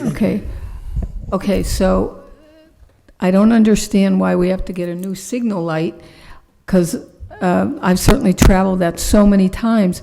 There's a light there. You can't go straight, because that's the high school. You cannot go straight. You can either go right or left. There's a signal there. So if you want to go right on red, you can do that. But if you're a good driver, you're going to look to your left to make sure there's no cars coming, and then you're going to take the right. As far as the left hand goes, again, I don't know why it has to have another signal. You're going to wait till it turns green, and you're going to take a left. I just wanted the arrows on the street painted, so that says take a right, that one goes to the left. The signal, to me, doesn't matter, because you're not going to go through a red to take a left. You might go stop and take the red if you're going right, as long as you're looking to make sure there's no traffic coming. I see Councilor Rivera and then Councilor Bacon.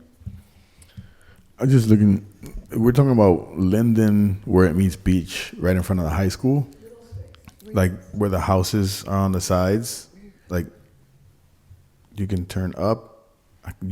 Isn't like there a barrier in the middle where you go up? Oh, no, there is no barrier in the middle. Yeah, so you can turn left. Technically, you shouldn't turn left because it's two lanes going up. But it's not marked. It's not marked. So people just go over to the right, and then they take a left, and all the people behind them that wanted to take the right couldn't until they took their left. That's why I don't think the signal has anything to do with it, as long as you're careful.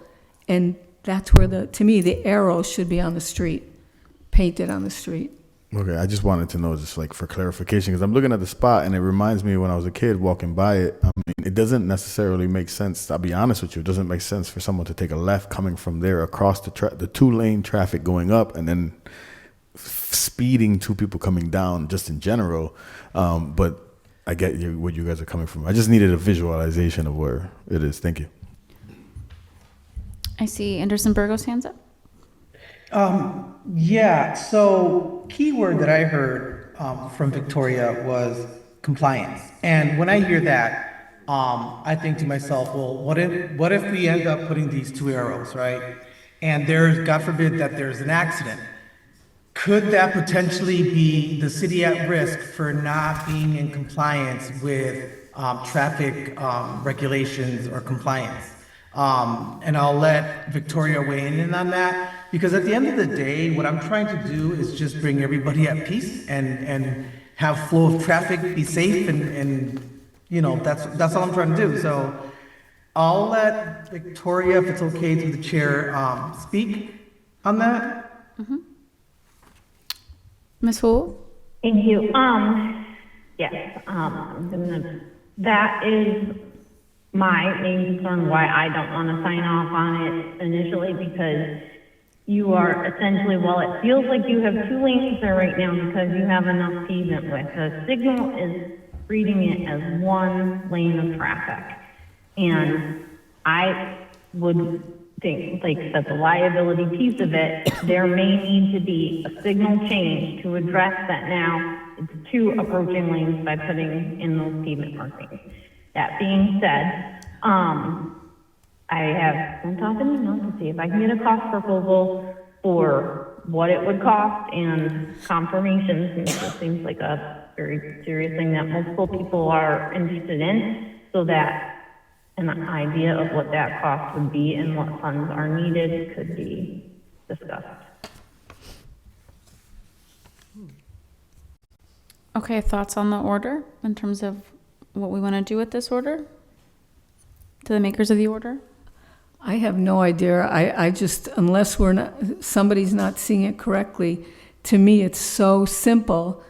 If you're coming down Linden and you take a left and you want to take a left at Beach, there should be an arrow on the ground that gives you the opportunity to take that left. If you're coming down Linden and you want to take a right, there should be an arrow painted on the ground where you go right, instead of a backlog of all the people that want to go left, and you're like the fifth person in line that want to go right, but the four in front of you are going to go left.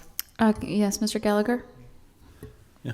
What Victoria is referring to, the Manual on Uniform Traffic Control Devices, which governs the regulations across the basically the whole country, and Mass DOT has their own manual on uniform traffic control devices too. It shows there's diagrams, and it speaks to the engineering judgment and studies, and it has the graphics and measurements of how an intersection should be laid out. And this intersection you're talking about, the layout of it has always been for a single lane. Now you switch making it two lanes.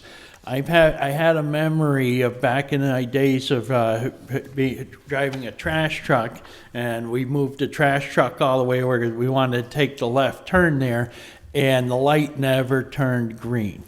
And there's always the setting up the intersection so that, like a lot of intersections, you could end up the traffic signals detect the oncoming traffic. And will the light be facing at the proper angles? There's a lot of technical things that going into properly setting up an intersection. And as it's been mentioned, if we just put a line down the middle and an arrow on the left and an arrow on the right, and then somebody taking a left turn out of there someday gets into an accident, if they have a lawyer that's savvy with the traffic code, they may find a way to sue the city for us improperly installing the turning lanes. So you're saying that somebody would take a left-hand turn on a red light? If you've seen it, I have. It's just it's from the it's making sure that when it's done in compliance and covers the city as far as liability goes, that it was done right. So to the Okay, makers of the thank you. order, it seems like this is either complied with, or we can table it while you ask for funding in order to pursue a traffic, study, or a consultant who can support this. I'd make a motion if I could, and I'm not sure what Juan wants to do, is to table it until we can figure something out. Okay, I'm happy to. Yeah, I'll make a motion to table. Second. Could I just? Yes, Councillor Anderson Burgos? So first of all, I agree with tabling. But maybe, Victoria or Mike could look into this, and I'm wondering if this could be wrapped into the work that's gonna be done on, the roundabout down the street. Because it's. I think it's sort of, yeah. Yeah, go ahead. Just for reality, like, just in fairness, they're not gonna extend, I think, the Beach Street project to this far down. Like, it needs to be truly continuous to it. That being said, it is something I can get a cost estimate for. Yeah, well, I'm just thinking, because the roundabout is going to change traffic overall. So if they're going to do a roundabout there, they really need to think about how it's going to impact up the street on in every angle that roundabout is at. Every street that reaches that roundabout, they need to do some kind of study how it's going to impact it. So I'm thinking that could be included into that package, that we would like to have 2 areas. I'm trying to brainstorm, that's all. Maybe. I mean, they do look at sort of signals that are far away, but a little bit more in terms of how it affects the timing when people are getting into, the roundabout, and they have been pretty strict of, like, when we go, ooh, the signal system on Beach Street, coordinated signal, and they're like, draw a line at, an intersection kind of, so far, it's been a little bit, but yeah, it's worth asking about. Okay, Yeah, so, let's table it. so the motion will be to table and wait for a cost estimate. Second. All those in favor? Aye. Thank you, Victoria. Motion to take, 8. 8. Yep. Yeah, we're at 8. We've been here for 2 hours. We're doing good, guys. All right, item 8. Do I have a second? Second. All those in favor? Aye. McGrath Smith ordered that a crosswalk be placed across Hampden Street at Arlington to aid school children and families. There's a school bus stop at that corner. And we have here underneath 8. Ms. Hull, do you mind walking us through that one? It says that engineering is evaluating a potential crosswalk location on the east side of the intersection. The initial proposed location would also require the removal of a street tree on the south side of Hampden Street, and the condition of this tree is being evaluated by the city forester. Yes, so I don't have an answer regarding if there's any major concerns with that tree, but it does seem like that approach is better in terms of crossing with, like, not being in a driveway and stuff like that, but it does seem, as though it's something that can be done. Just clearing that, and then it could be sort of implemented. It will require, like, replacing the concrete ramps and stuff too, but, and of course funding, but it could be done. Okay. So I will make a motion that we table this so that we can continue to get a cost estimate, and also so that I can follow up with the neighbors. Second. All those in favor? Aye. Okay. Item 9. Motion to take item 9 up. I'd like to entertain a motion and take them as a package with number 27, 9, and 27. 9 and. 9 and 27. I'll second that. Okay, and I made and seconded 9 and 27. 9 is Anderson Burgos ordered that St. Jerome from Dwight to Sargent be reduced from 30 miles per hour to 25. Speeding has been an issue, and the limit being higher than the citywide limit seems to give drivers a sense they can go much faster. And 27, the handicap sign in front of 332 Sargent Street, that one? Be removed as the resident no longer lives there? Yes. Okay. All right. All in favor of taking these two up as a package? Aye. All right, to Anderson Burgos, do you want as the maker of the order to give us a brief and brilliant overview of this one, and then we'll go to Ms. Wool? As brief Well, as you I know, can. yeah, brief Yeah, and so brilliant. I take St. Jerome all the time, and they're constantly, I know it says 30, but they go like 40.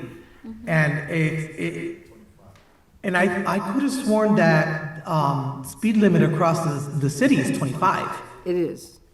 So, right? And so I'm thinking, why is that 30-mile-an-hour sign still there? Oh. So I just would like it removed, and add 25.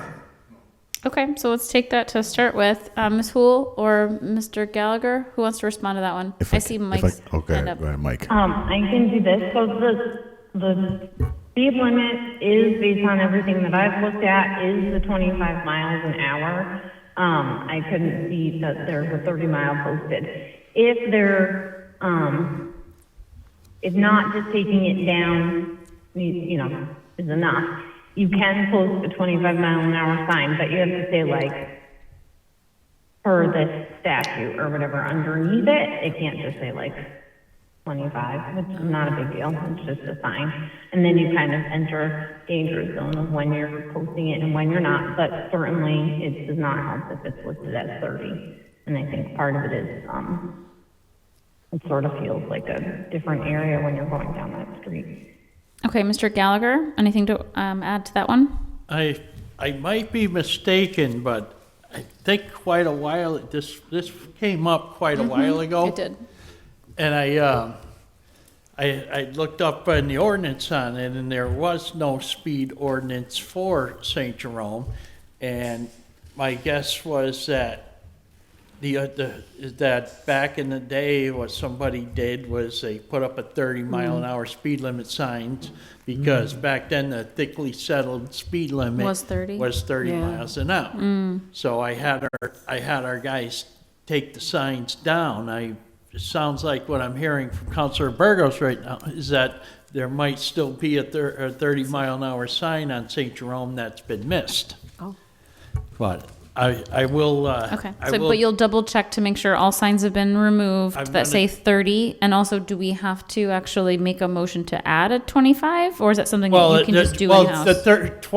The 25-mile-an-hour speed limit that everyone refers to, that's the default thickly settled district Yep. speed limit. And some municipalities in the state still are 30. Massachusetts adopted the state option back, I want to say it was around 2018, to go to 25 mile an hour and thickly settled. You see those signs. The standard was to try to place those signs near all the entryways to the city. I was physically involved at the time in putting all those signs up. So I remember that project well.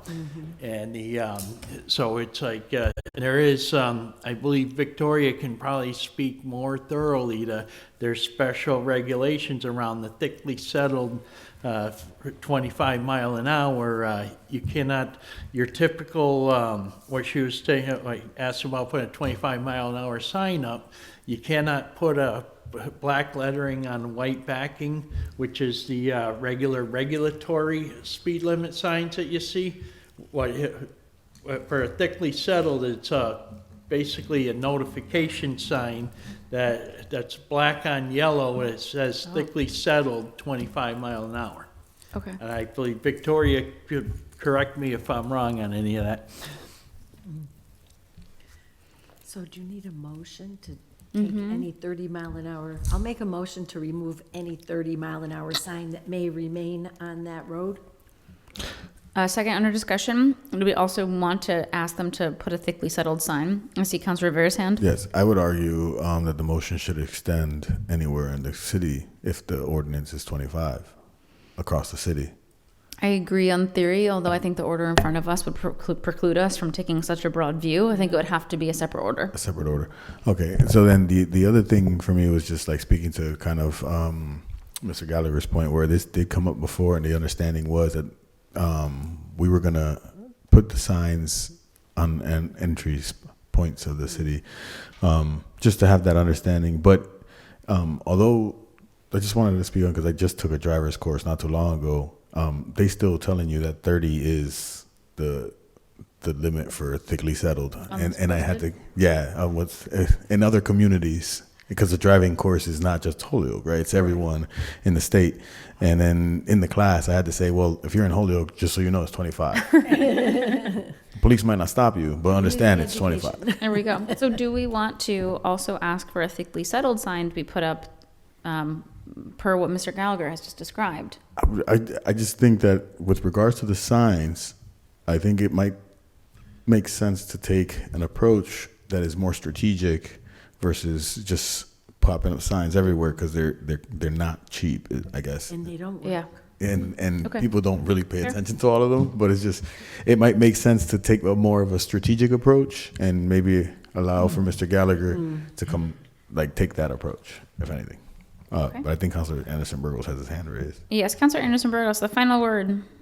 Thank you, Madam Chair. Quickly. So yes, the sign is still there. My concern is if this sign is just removed, people who have been driving through the years don't look for the sign anymore. They just expect that it's 30 and 35 and 40, whatever. So I'm still pushing back, and I would like to see a 25 mile an hour sign up, please. Ms. Hool? And thank you. Okay, so I think there is, in this specific instance, because people have seen that, and it's unclear where that came from, because it appears to fall under the general, all of the streets that are 25 miles an hour. I think it does make sense that in this particular case, the sign be replaced with a 25 mile an hour sign. It does beg the bigger question of, do you start putting them everywhere, and how expensive that is, and et cetera. But this is part of the engineering judgment. Sometimes it is something that would be advisable. So if you want the speed limit, otherwise taking the speed limit sign isn't going to do anything. Okay, so I'll So I'll amend. amend my order to add to the removal of the 30 mile an hour sign that we add the thickly settled sign in accordance with the regs. I'll second that. All those in favor? Aye. Aye? Aye. Any opposed? Okay, thank you so much, everyone. And 27, because we'd also taken up 27 at the same time. Motion to remove the handicap sign at the front of 332 Sergeant Street as the resident no longer lives there. Yep, and we do have the form in front of us. If you look at in 27 in your packet, we do have the information there To update. to update the ordinance. Any questions? All those in favor? Aye. Aye. Okay, let's move that with our recommendation to council for that removal. Okay. Motion to take up item 10. Okay, is there a second? Thank you, guys. Thank you. All those in favor of taking up item 10, and also, should we take up 17 at the same time? It's also Cypress and Sequoia? Sure. Okay, so items 10 and 17, all in favor? Aye. Just into the record, 10, vacant order that speed limit on Cypress and Sequoia be lowered to 15 or 20 miles per hour due to safety concerns similar to Bemis. They're being used as a cut-through. And then there is a related petition from residents of Sequoia and Cypress, an application for speed humps. Ms. Hool? Okay. So regarding the speed limit, this is something that I've seen in the back, but reducing the speed limit itself, especially when you start to get to much lower numbers, is not effective, and honestly could increase the risk of accidents and stuff, because some people might just like the stop sign in the wrong spot. Some people might try to advise it, and then other people are like, I'm going to get around them and that kind of stuff.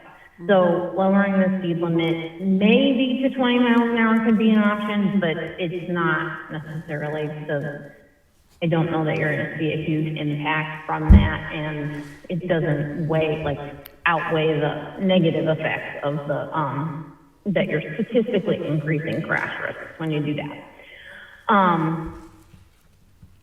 Brace yourselves. I think speed humps are maybe appropriate for these streets.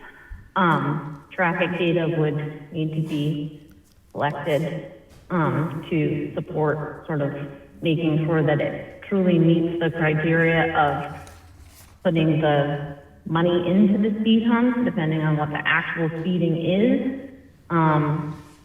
But I do think that's something that could be evaluated, and so the streets have been added to the traffic calming, like the data collection sheet that we have going. Okay, great. Okay, Counselor Bacon? Thank you very much, Victoria. As you could perhaps tell from the orders I filed, I've been getting a lot of calls, and there's a lot of frustration in that neighborhood. And so I really appreciate, and we can go to the next step to do the study to see if it's warranted. But I would like to call the first order complied with, because I hear you on that, and I think they're just trying to make the people go slower, but that's not really going to do it. Yep. But we could go ahead with the speed study, but I'll warn them, it's a long, long time. 5 years later, we're still looking at Upland. Well, here's my question, Ms. Fool, if you want to respond to that, because I know that we now have purchased the equipment to be able to do the traffic studies in-house, yes? Yes. So there's one other aspect, and since this is the first speed hump one, I should sort of throw out the background. But we now have two consultants on board, one to do a comprehensive safety action plan in accordance with the Federal Highways Safe Routes for All, and also to help develop and finalize the neighborhood traffic calming program. The likely piece of that is that starting at a petition is not necessarily, like, maybe first voicing, I think Izzy said it first, like anyone voicing that they have a traffic complaint, and then coming to the solution based on the data. So while I agree that it should be evaluated, et cetera, I don't know how that really ties in to, say, the petition, because it feels like people's expectations from the petition piece of things was that, say, the thing is right now is like approved. They expect speed humps there tomorrow, when technically it also meant, then we'll get traffic data, then we'll get X, Y, Z, then we'll get this. So I think, depending on how you look at it, part of it could be complied because we are going to look into the traffic concern. The other part is to kind of keep it open this way. But I guess for what it's worth, I think the traffic concern is what drives it, not the petition. Right. And yes, please. so, and I very much appreciate your perspective on that, and I'm hoping that through that group, we do get to a different place and amend that ordinance once again, because it is setting up the expectation, even though I explained to people this is just the first step, and now there's like 3 more steps, and it's a prolonged process. But you're correct, it does set up an expectation, hey, we filed the petition, so we should get it. And so I'm looking forward to changing up that process, so thank you. Thank you. I see Councilor Rivera's hand. Yes, I think for me, again, what was the group again you mentioned, Victoria? It's for 2 different RFPs that are open currently. There's 2 different, So, there was a speed management grant, and then there was another grant, I think maybe the planning department has received or facilitated in some of the staff changes. But one of them is a comprehensive safety action plan that is sort of focused on doing like a data analysis of the whole city to identify high injury networks and where those critical locations are.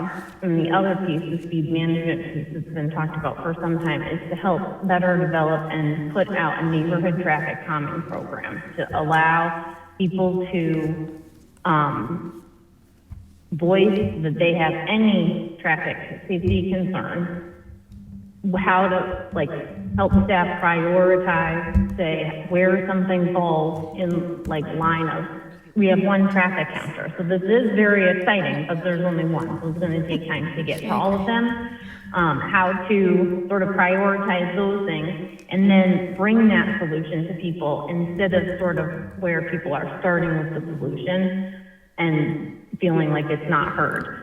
So those are 2 programs, 2 projects that are about to get kicked off. So they'll come up with a solution that they would suggest to residents instead of having the residents suggest a solution? Yeah. get speed humps. Yeah, It's the actually item draft, 11. well, and the consultant isn't necessarily doing this, they're helping develop a plan, but the draft plan is sort of laid out, and I can add you to the invite.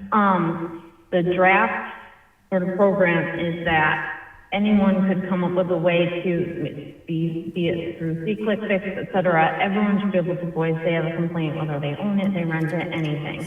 Then there would be a system for sort of helping engineering filter through those things, but also it would be trackable in whatever system this is. To then get data collection, provide to the different areas sort of what the assessment is. It might be in some cases enforcement, it might be line striping, it might be the sight line distance issue. It's not always what they're doing, but right now it's the only way they can really sort of bring their concern forward is through this speed hump raise crosswalk petition process. So instead it would kind of be like, let's hear the concern, let's do the data, let staff do the analysis of what solutions could be done. Maybe some of them are really big and they need to go to a consultant because they're very large. Maybe some are going to be in one of the upcoming, projects that's funded under the TIP. And so, like Juan said, like you can forward that concern in the development of that project, but how to kind of address those things. Then once there is a plan, yes, include a neighborhood type engagement tools through surveys, through something to make sure that the residents actually want this installation in their area. And then find the funding. And then, even then, how do you prioritize the funding? When they start to add up as little mini capital projects that have been done. But yes, it would focus on sort of taking that relief off of the petition process and help sort of track, be more equitable, come up with solutions that are, based on what's happening.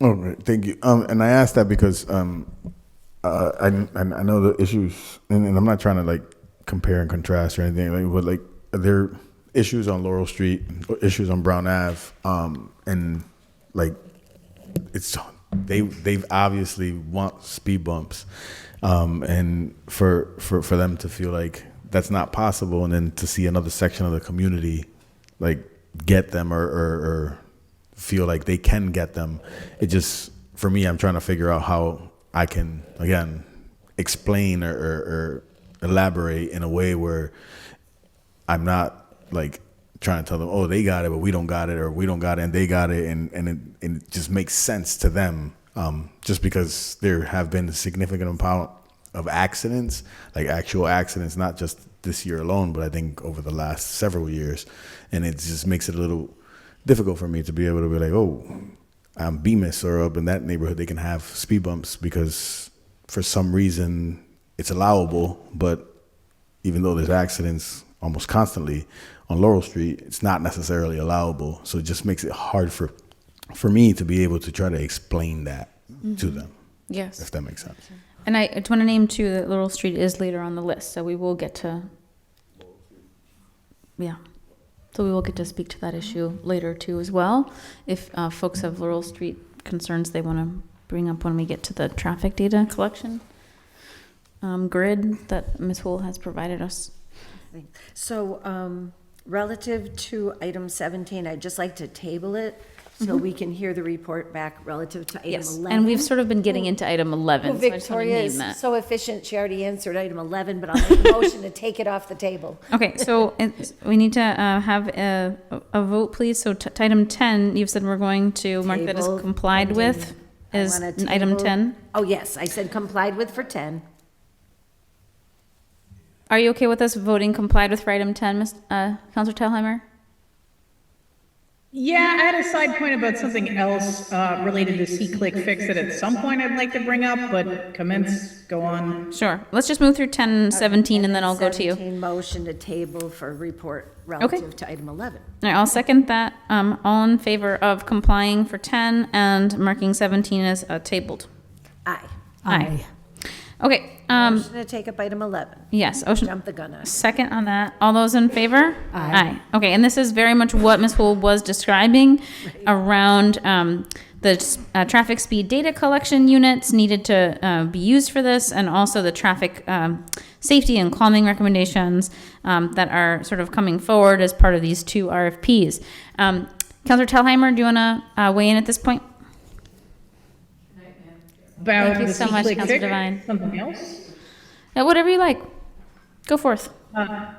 Sure. I mean, I'll speak to the C-click fix, and then we'll just kick it back to a broad discussion. I do want to note for the record that there is no longer this anonymous, like this level of anonymous reporting on C-click fix that had been previously present. I mean, there is a way to put in anonymous tip or whatever, but those kind of get funneled over there, which is less conducive to, I think, getting at a number of these different concerns. Just wanted to put that out there since that is a change from like during the winter, the storms, et cetera. Thank you. Thank you.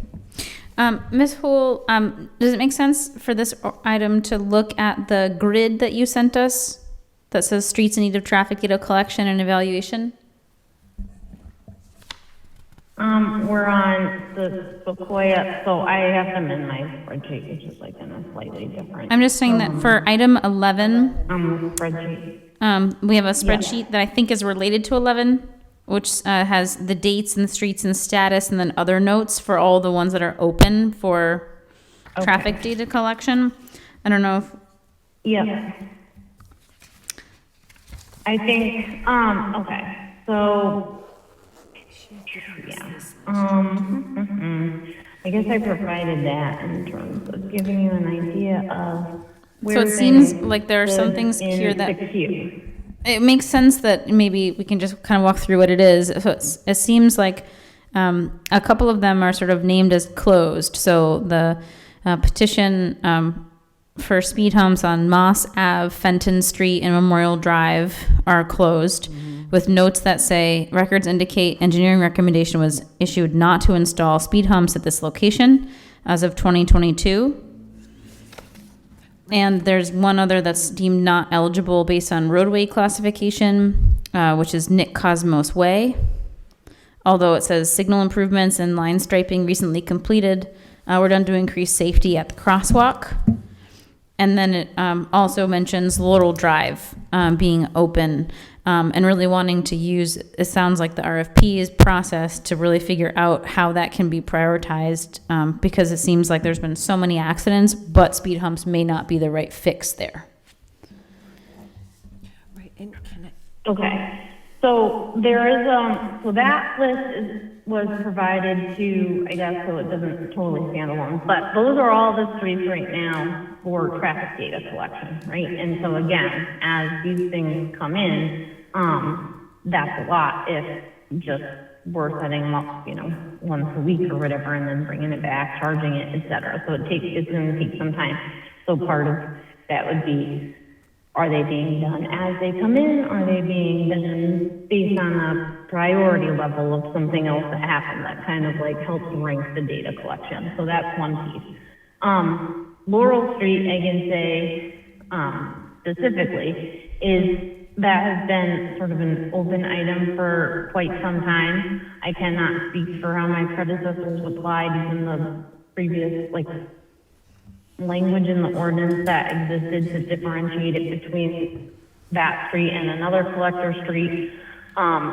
But it would not be, speed humps would not be appropriate. But we 100% from the moment that thing came in, do believe that there are some issues. So it was added to one of our complete street type, that is one of our plans for funding to look at, to get a consultant on board to do sort of an evaluation of other street type improvements that could be done to improve safety. Because when I've looked at the traffic data, the accidents are sort of all over, day, night, like winter, summertime. There doesn't necessarily seem to be like a pattern of what is happening. So then it becomes sort of what people feel like they see. And in many times, there are pieces of changing the visual environment around it could be beneficial. So a draft plan has been sort of developed internally to sort of figure out what could be done in terms of very low cost solutions now while somebody else looks at the bigger plan. Maybe those end up working, and you start to see some improvements. For me, it'd be nice to get traffic data before and after, even line striping changes, prohibiting parking at the critical intersections, adding some mid-block crosswalks at a variety of locations, sort of stopping some of the side streets that are coming into it, forcing them to a stop. Like, there are a few things that could be done to improve it in the interim, which could be just as effective. I mean, speed humps aren't necessarily always effective. Especially if there's accidents, if someone's going to try to speed up in between, that causes issues too. And it is a major, it's a collector roadway. People are using it. Emergency vehicles are using it. There's a reason that the speed humps are not recommended for this road classification. Thank you. I see Councilor Rivera's hand. Yes. So, and again, this is, a lot of it comes from residents. Laurel Street is really bad, but so is Brown. So is Willow. So is like just the whole little area there. And residents say, I'm not going to say that I say it. I'm going to say residents say, right, that it's because they use that section as a cut through, right? Like, people use that as a cut through to cut from Northampton Street to get onto South Street. Instead of going all the way to the end and going to South Street, they cut through Laurel Street, and vice versa, going through Brown Ave. Is there a way to kind of mitigate the cut through concept, right? Because that, if that's the actual problem that's causing the heavy traffic, because technically both Brown and Laurel are heavily dense neighborhoods. There are houses close nearby with kids. Dogs are dying regularly, getting hit and ran over by cars. Unfortunately, one of my friends that I went to school with got sideswiped on Brown Ave. His daughter walked in not too long ago to kind of speak on the matter. For me, even with painting lines and creating sight vision stuff, we're probably still going to see the speeding going up and down Laurel Street if people are using it as a cut through, quote unquote, right? What is there any way that we can mitigate the concept of the cut through on that particular section of the area in general to cut back traffic counts in general? So, okay. You could, I'm sure there's a variety of things you could do to try to deter people from using that street. However, that being said, the roadway classification, so you have highways, they have an intended purpose to get people, from major areas. Then you have, arterials, those are connecting the highways to major roads. Collectors are meant to gather traffic from local streets and feed it to the arterial. So while to the people that live there, it feels like people are cutting through, the road is a collector road. That is the road they should be using to get to those points. And so from that point of view, it wouldn't really, using cut through on a collector road doesn't really align. And I know that's not maybe popular, but that's just the truth. It is a collector, it is intended for that purpose. So the way that road is designed on Brown Ave is intended intentionally to have that much traffic? I have no idea how it was designed to begin with, but it does eventually lead to the two arterials. Like, from a layout standpoint, yes, it probably, did, and it does connect. You're connecting Route 5 to people that are trying to get to 391. And so that is what gives it the roadway classification. It is connecting two major points. It might sort of give that cut-through vibe, because I will say, like, it's not an obvious connection. So people that do use it it feels like a trick way to connect or something. I don't know, but it is a collector. And so that is the purpose of it.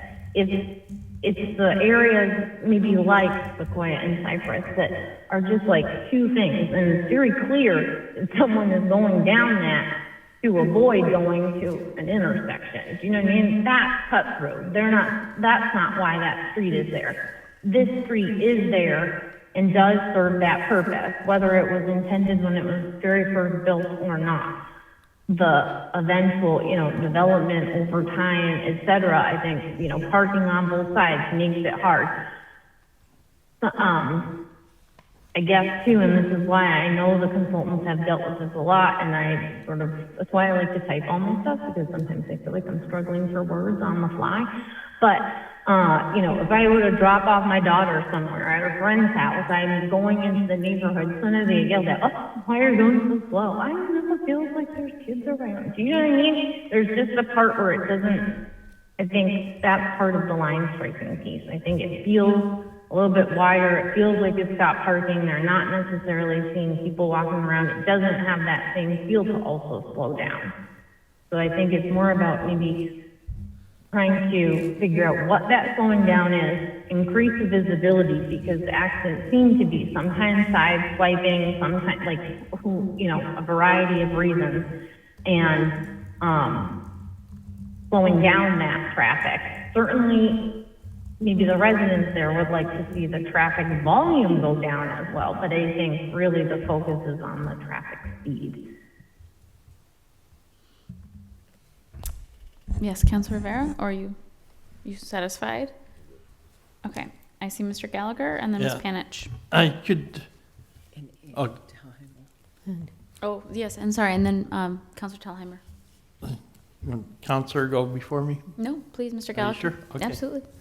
Well, Victoria's speaking about being Collector Street. I was thinking about all the streets running along Northampton Street there, and one of the characteristics of Laurel Street versus a lot of the other streets is that there is a signalized intersection of Laurel Street and Northampton Street there.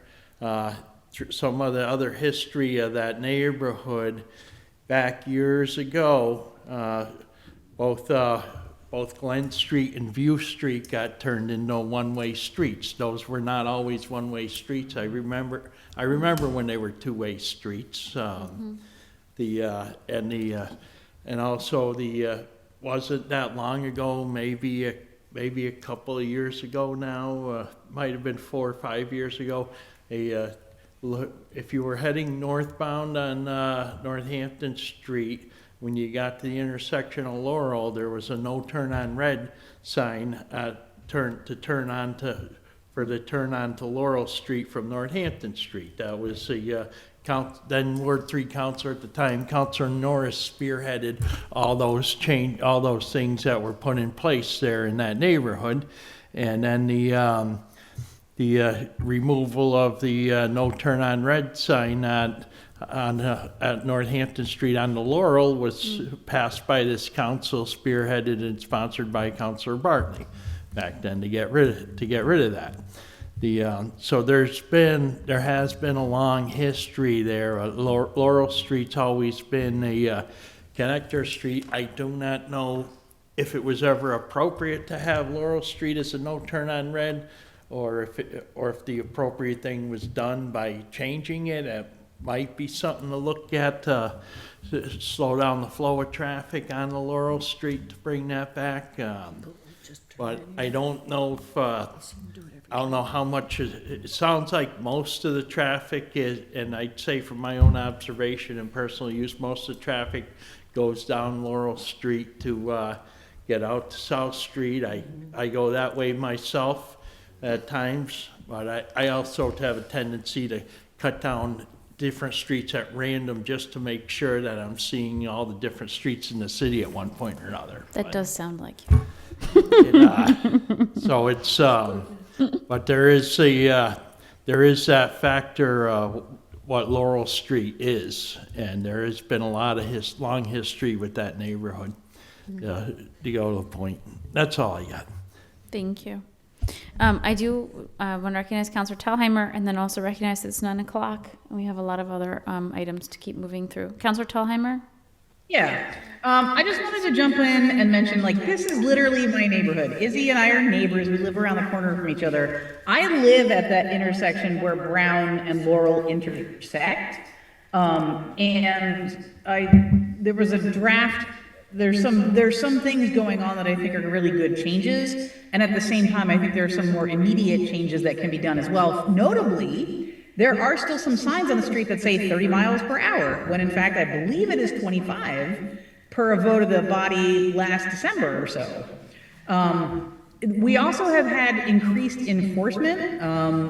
There is often a police officer sitting at that, there's actually 4 stop signs at that intersection of Laurel and Brown, and just ticketing people who keep like rolling through. People don't always stop at that intersection and they just pick up speed and go, which is part of the problem that we're having. So any of the things that we can do on this to slow down the traffic are welcome. The volume of traffic is the volume of traffic. It is a cut-through street. That is the volume that we're going to get on the street. The trick is slowing down the volume and figuring out good ways to do that. Not just because of accidents, not just because there are children, not just because summer is coming up, not just because there's a park there, not just because it's very densely populated. We have that same issue that we were talking about before on West Glen, is also something over on Brown as well, where many of them are rental properties. We have a number of apartment buildings. There isn't sufficient street parking. It's very densely populated. There are a lot of complicated factors going in over here. But yes, it would be nice if the traffic would slow down and finding some immediate ways to do that. The crosswalks, for example, at the intersection of Brown and Laurel get repainted maybe every 2 years, but they wear out really quickly. Something like that. Painting yellow lines down the middle of the street. Something visual and able to be done in the interim between when the grant money comes in, when we're able to start doing these other things. Like, we really do need to do something, and we need to do it soon. Thank you. Thank you. Okay, we at this point are still on 11 technically, although I know we diverged a bit into the traffic study. Ms. Poole, I just want to name one thing. For the old Jarvis Ave one, so the petition was done and sent to council, the clerk and the council, and the traffic study was done in 2008 that recommended that they went in, and I just forwarded that again to you. So when we dug, it was super unclear why they weren't then put in. It just sort of seemed to fall through the cracks at one point or other, but I did send the traffic study forward because it was done, and they did find that they had recommended them, at least from my understanding of the report. Maybe you'll read the report and say, oh, actually this line means that it wasn't validated. But either way, it would be interesting to hear your thoughts on the traffic report, so I did send that. Okay, can we mark 11 as complied with and move to? So do we have the program? Can I just, on the old Jarvis, that one has been sort of, like, we've discussed that in previous meetings, that data again, and that's why I put it as open. It's very old, it isn't clear, and new traffic data should be collected to evaluate it, because there is data that came in since that 2008 that indicates it is not as high. Okay. That would warrant the speed hump. Okay. So yes, Ms. Fagan. My only question on making the order is, are we going to be getting actual draft language to amend the ordinance at some point? So should we keep 11 tabled through the chair to Victoria relative to the plan? I assume that a host of orders will be created based on the studies that come out. Do those as separate orders? I think it will forward? make sense, because I think part of that work will be for them to generate a report for us to look at, which will trigger potential ordinance changes. So just through you to Victoria. So if we call number 11 complied with in terms of the process is in place, does it make sense from your perspective to move forward with individual ordinance changes going forward? Or are you envisioning that we'll have a package to look at? So that is really, how you want to act on them is obviously up to you. I think there's two pieces, by having it tabled, I think it's okay. I mean, some of why that spreadsheet says question mark is that's just based on emails that I've been able to search to find things, and when it's circulated, like maybe someone knows of one that is somehow not on that list, because it's not like it was a list that existed before my time. So I guess they are still gonna be looked at. They're not gonna all get looked at as part of that plan. You know what I mean? They will be Okay. on a list for traffic data, Yeah. but you know what I mean? Like depending on how you wanna keep track of them. All right. I'll do whatever you want. Yeah, I think it makes sense that we can mark it complied with for now, and then I'm sure a new order will be drafted when we get the reports back from All right, the so I'll make a chief motion that we consider with your update, this is complied for now, and then we'll look for an actual amendment to the ordinance as your group gets a little bit more refined, because I believe you shared a draft with us at one point of language relative to this, right? Yes, so I just don't know how the individual locations end up getting addressed, but certainly, yes, when that plan is ready to adopt, there would also be associated ordinance changes to Okay. sort of align with that process, yes. All right, so we look forward to that then. But for the moment, we'll call the one from 2024 complied with, and we'll do an updated order in 2026.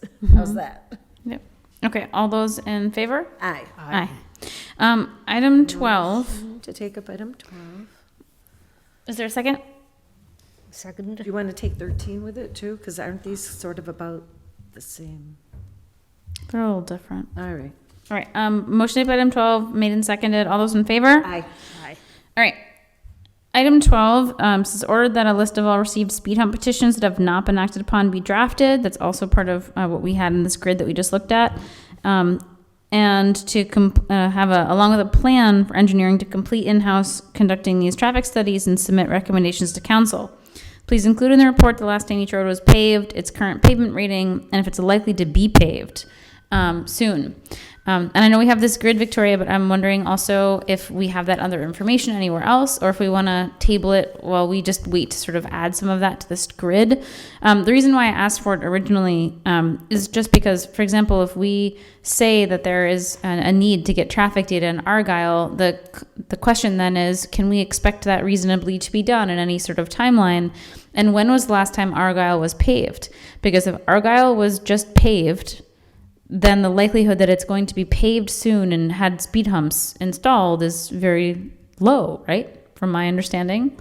And so it needs to be a road that's in bad shape, that's on the list to be paved, and then the speed humps would occur. So it was more me looking for that information because it would help to understand what the likelihood is for these speed humps to happen with any timeliness. Well, we got that big road condition. So I don't think, Right? yeah, I don't think road construction necessarily affects Okay. the installation. If we knew, because I know that you're referring to maybe Venus, if planned roadway stuff is done, then it does make sense to do it together. But I don't think that the idea that wouldn't only put them in when a road was being repaved. It's just if they can, align, then that is more cost effective. But certainly if it was a valid safety measure to put in place and the fund, and it ranked in priority and the funding was secured, it wouldn't need to be held up because it was just paved. Mm-hmm. Okay. All right. Well, that changes my perspective a little bit. I think even on my order, I think originally, I came to speed humps through BMS. Like everybody has their street that's like their speed hump story around where they have been attempting to get speed humps. And I think with Bemis, because it was always explained to me that we're waiting for it to be paved, and so as a result, the speed humps can't go in until it's being paved. That in my mind, the two had become synonymous. But you're saying that even if a road is not, likely to be paved in the next 10 years or so, if we can install speed humps, it's actually still possible to do so. I also see Mr. Gallagher. Yeah, it would be, if we knew a road was being paved, it would be an incredible waste of resources to put in speed humps that would get torn up to then pave the road and have to spend the money and resources on putting the speed humps back again. Yes, absolutely. That makes sense to me. So that being said, however, do we have a timeline for what is on here? I mean, we have ones who have been here for many years. Do we have a timeline for the roads here that are named as still needing the traffic speed data for when that might be done? Not a definitive. It's going to take, would take at least a week to get the data at each location. I think the traffic data itself has been delivered, and we're waiting on a framing to sort of show us how to set it up and stuff like that. But again, the engineering staff is minimal, so even then, between setting it up, taking it down, charging it again, putting it back at another location, it could be a week and a half, 2 weeks for each street if you include sort of that time on either end. So with just one, it will take some time to get through the list. I think there's a piece of, we can sort of informally note that some of them with notable, also safety concerns getting moved up and taken sort of out of order. But at the time, there's also a part of trying to go to the oldest ones to the newest ones is also another mindset. So I think we don't have, a detailed schedule like street sweeping or anything, but the idea is to really track it so that my goal is so that no one forgets them. They're there. Here's a list of where they all are. Does it make sense to follow up with this in August or September around which traffic data we've been able to collect? Does that seem reasonable? Sure. I think there's a piece of what data we're able to collect and how that ties into also the neighborhood traffic calming program, because I think they will also sort of help develop criteria for how even the data collection is prioritized. Okay. You know what I mean? So kind of see where that is and then see the effects of sort of maybe what criteria they're using that the whole group has sort of decided as a consensus would be the things to rank, and then see how that could potentially affect based on what's been done so far. Okay.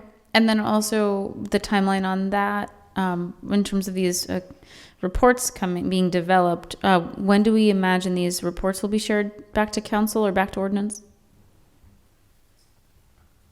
Which report? The traffic calming and the second one, the mitigation.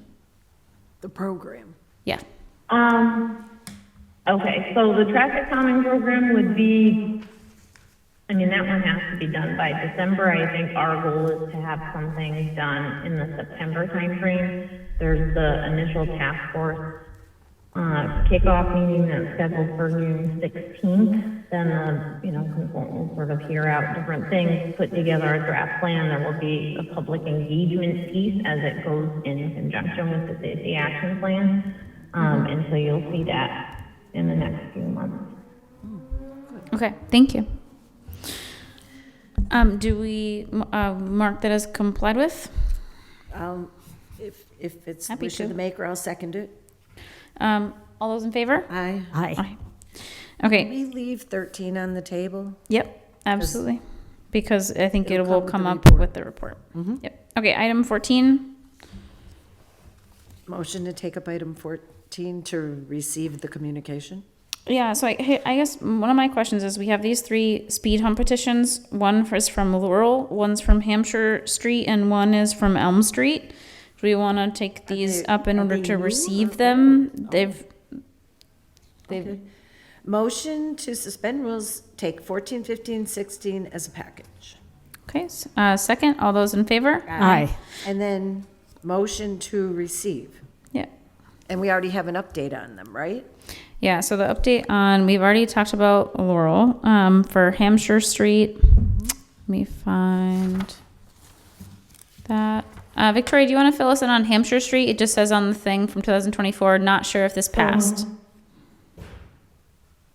On Hampshire Street, so in this specific one, again, based on the fact it's on a bus transit route and stuff, it's not eligible for speed humps. But there are the safety concerns on Hampshire are being evaluated by a consultant group that is doing a safe routes to school evaluation. It includes potential streetscape improvements along both Hampshire Street and Cabot Street, from Pine to Maple. And so they're looking at all sorts of things, including bus drop off for school and that kind of stuff. So there is, sorry, just to repeat, so it was found not eligible for speed humps, but they're working on other traffic calming measures related to the Safe Streets or routes to school program? yes. Okay. All right. And then Elm Street? I have that Elm Street open. is, It's open. okay, so Elm Street is, okay.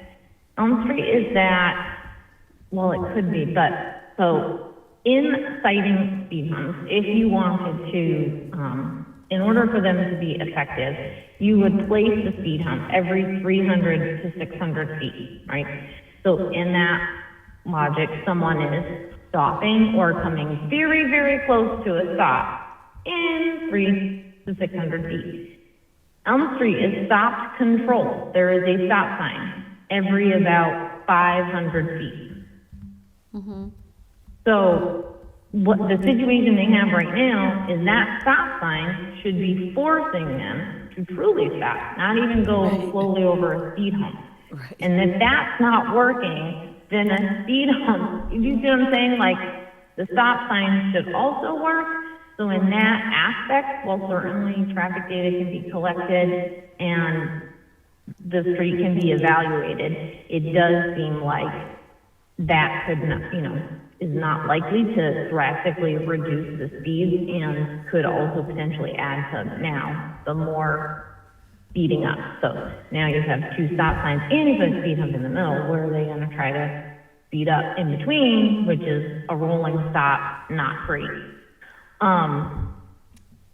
So traffic data can be collected. It's hard to give people I have to say in a caveat, it's hard to say sometimes it is like, it's not eligible, it's a major street, it's a emergency route, etc. Sometimes it does feel like being back. I can't really say whether or not it's good or not without the data. So in this one, I can say it doesn't seem likely. We can collect the data. Although that being said, when I was reviewing sort of the stop locations and stuff, there was a note that there's a stop condition on Elm Street at Jackson Street that's not currently listed in Unicode. And so there's a recommended order that the stop condition be added to the schedule of stop streets. Because there is already a stop sign there, is what you're saying? Correct. But it's not in the book. Okay. Correct. All right, let me write that down.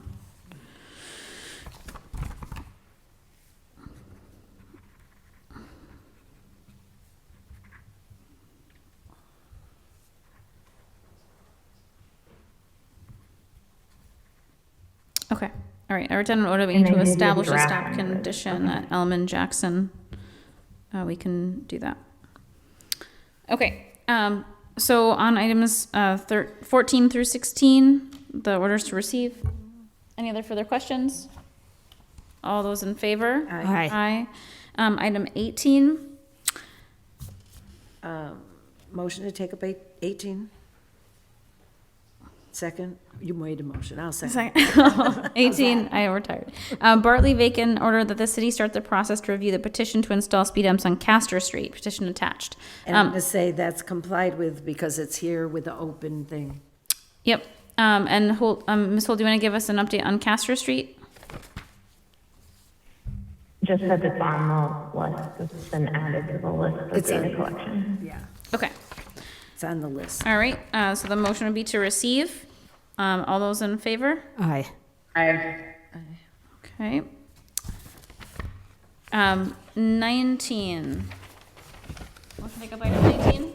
Second. All those in favor? Aye. Aye. This is Bartley, Acacia, Vacant. DPW posts a no left turn and no U-turn signs at the traffic light near Brightside Ave and the jug handle. Motorists are consistently making illegal and very dangerous turns. Ms. Hool? So this was sent to, so this is, a request for signs on Main Street, that was either brought to this committee or maybe public safety, but the request, it's a state-owned portion of the road, and the request was forwarded to DOT back in March of 2025. State Road. Okay.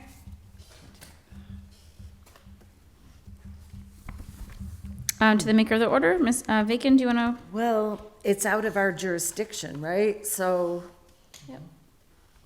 I don't know what else we can do except follow up with Mass DOT. Can a ward counselor follow up with Mass DOT? What ward is On that? behalf of the street or whatever, the residents? Brightside Ave, which Ave is that? What word is that? That's, going down, Route 5, you know where the Mira Vista Hospital is? Yeah. That section of Main Street there, Yes, that's okay. that's Mass DOT jurisdiction. Anybody can call Mass DOT. You'd want to call Mass DOT District 2 office in Northampton. So just a motion that's complied with? DOT. Yes, I'll make the motion. It's complied with because we can't Yep. do anything. Okay. So do we know if that's in Ward 2 or 3? We don't know. We can ask the clerk. But anybody can follow up, I guess. Yep. All right, so the motion is complied with. I'll second that. All those in favor? Aye. Aye. Item Motion to take up item 20. 22nd. All those in favor? Aye. McGrath-Smith ordered that DPW advises if the street sign and one-way sign on Pearl at Lincoln Street should be moved back to the east side of the corner. Ms. Hool? Yep, there is a plan to relocate the sign. Matt is gonna look at that and decide. You're back then. Oh, I'm so sorry, Ms. Hool. Can you repeat that? Sorry, that isn't me though, so. Oh, we know. Yes, I know that. Okay. Like, listen, she takes the blame for a lot of stuff. I gotta thank her for this one. So Matt's gonna take a look. We think there is a place that the sign could be moved. So I can't give you the exact location, but yes, we're gonna look at moving it. Okay, so do we want to mark this as complied with, and you will just communicate with us what the decision is and when the work is done? Is that fair? Sure. Okay. Is that your motion? Yep. Second. All those in favor? Aye. Motion to take up item 21. Second? All those in favor? Aye. Okay. While I write a note, do you mind reading that one in the record? Oh, sure. I'm gonna write a note from 20. Item Just wanna move 21, it. filed on 2/3/26 by Counselor McGrath-Smith, ordered that the no parking sign outside of 127 Pearl Street be removed. 127 Pearl Street used to be a group home run by Western Mass Training Consortium and housed folks who were wheelchair-bound. They would be picked up by a van in the morning and brought home in the afternoon. It's no longer needed, and parking on the one-way side of Pearl is limited, especially in the winter. So Okay. that would seem to be, Okay, so I guess I just, yeah. that's up If to the us. desire to remove, I did provide I provided like the exact, language that I think is in there to remove from 86-321. Oh, okay. Okay. Do you see? Yep. Yeah, it says right there that we have the Code of Ordinances, section 86-321, and it has the location there listed in the grid from Ms. Hool. Okay. So I guess the motion to here adopt? would be to adopt and ask for the legal form. Motion to adopt and ask for legal form. Second, all those in favor? Aye. Aye. Motion to take up item 22. A second, yes, I'm sorry, Jeffrey, I see your hand. Was there a step just we on missed that there? last one, is the motion to adopt and send it forward to the full council with legal form or to come back to the committee? Full council. I think that would be okay. It's good. Yeah, I think it's okay. Okay. Thank you. Good catch. Okay. Motion to take up item 22? Is that where we're at? Yeah. Yep. Second. All those in favor? Aye. McGrath-Smith ordered at Pearl and Allen that a wrong-way sign be added on the existing post upon the advice of DPW and engineering. Ms. Hool? Yep, DPW also has a plan to install that sign. Okay. Then the Motion that the order is complied with? second. All those in favor? Aye.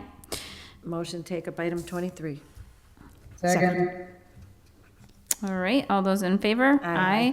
This is Talheimer, order add stop condition on Woodland Street, westerly at Westfield Road. Ms. Hool?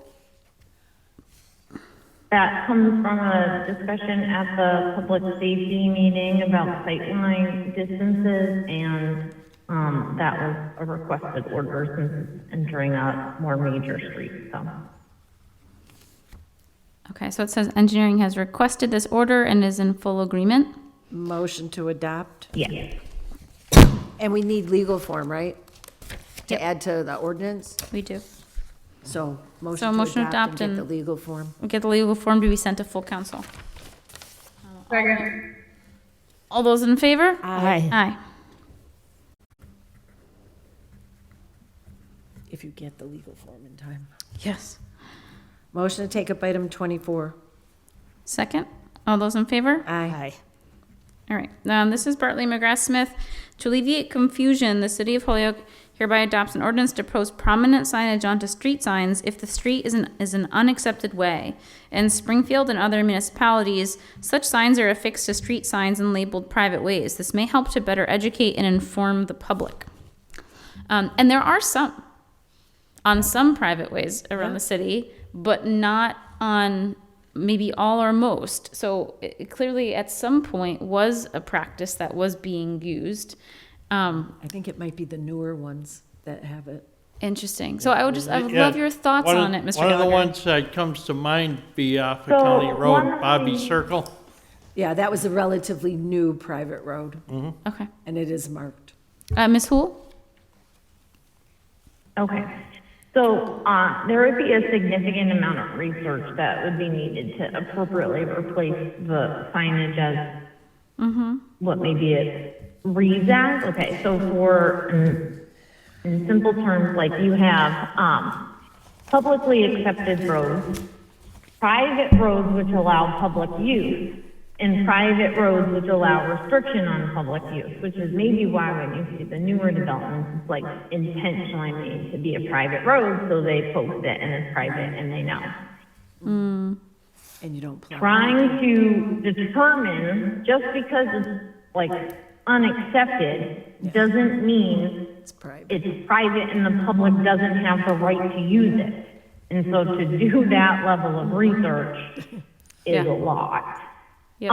You might, like, that's trying to find the roadway ownership that I think in the 1950s or something, I found that somebody asked the city engineer then to look into it. I mean, it's a long time coming. So I think that sort of has potential to jeopardize emergency access or restrict legitimate public access to a road if it's just put on every unaccepted road. And maybe the intent is the idea that some people have come forward not realizing, like, when it comes to paving, the whole Chapter 90, not Chapter 90 funding, so to make it very obvious that when they buy the house, that it is a private way. Maybe that's sort of where the driver for the request is, but I think Yep. putting that signage in is, has some issues with it, so.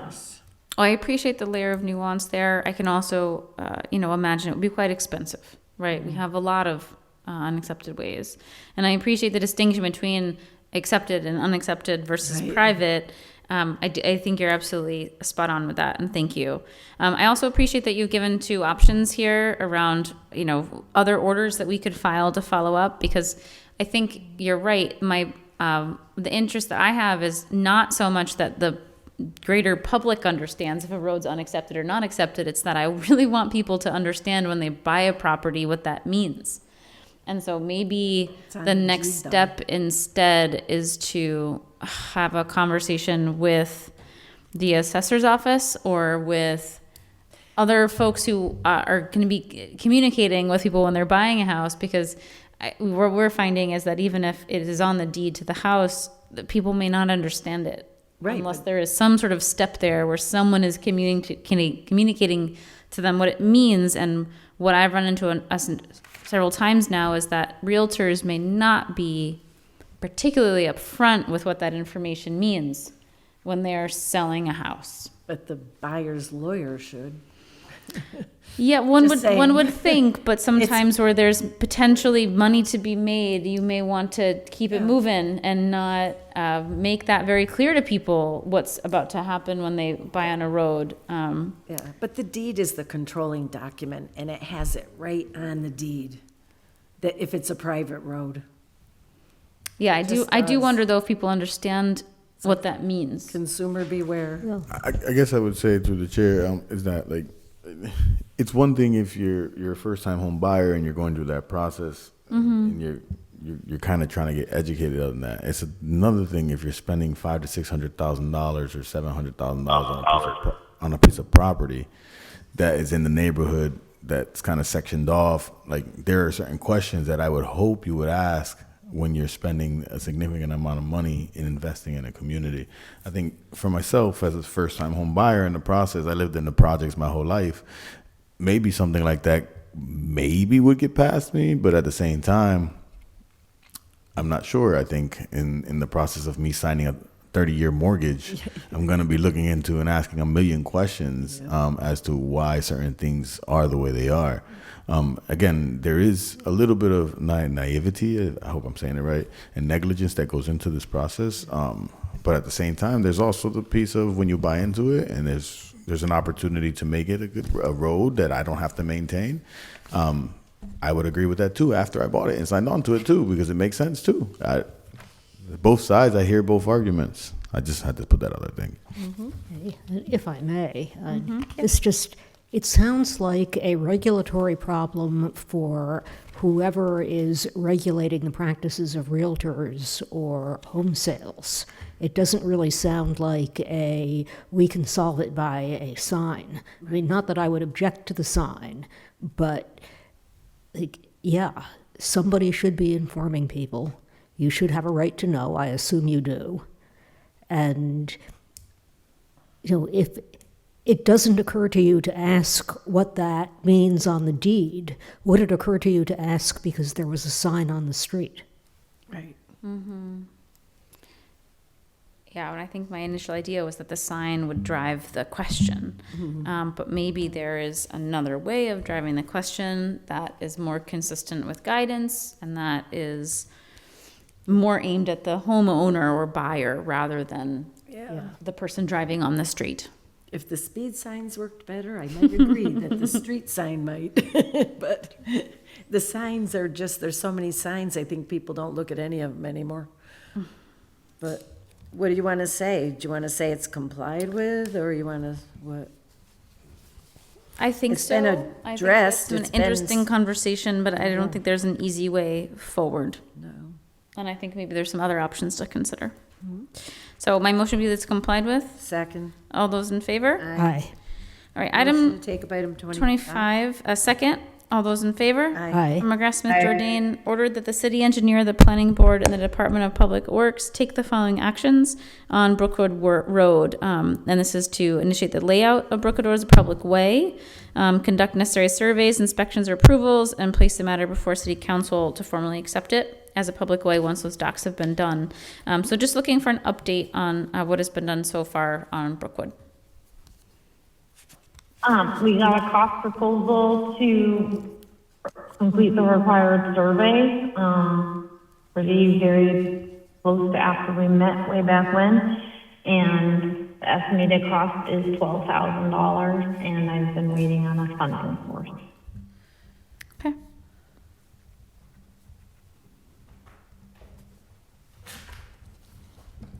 Thank you for the update. Real my motion quick, be that we, through the chair. yep, Can we define a public way? sure. Like, is it like how many, like, does it take into account how much traffic? No, it just literally means that the city has taken it on, as we've named it as a city road that we own responsibility for. It's our road. Because I'm looking at it now on a map, and it doesn't look like, I mean, it's public access. I mean, you can go there if you want, but it's not a road that the public would normally access. Unless you lived on that In street. this particular instance, in this particular instance of Brookwood Road, it is about, it's paving and also the bridge. All of the preliminary research indicates that it was a public road. But when you go up to the house, when you, there is no really clean record, even though all of the supporting information supports that. And so the intent is to sort of like, I don't know, reaffirm it, let's say, as opposed to adopting it because of now. The records are unclear. It's resolving like kind of a documentation type issue. The other issue that we have here is that effectively, in order to resolve a stormwater issue, you have this brook that was put underneath as a culvert underneath Route 5, and it goes right through their property. Then a bridge was put over it because you can't access the house.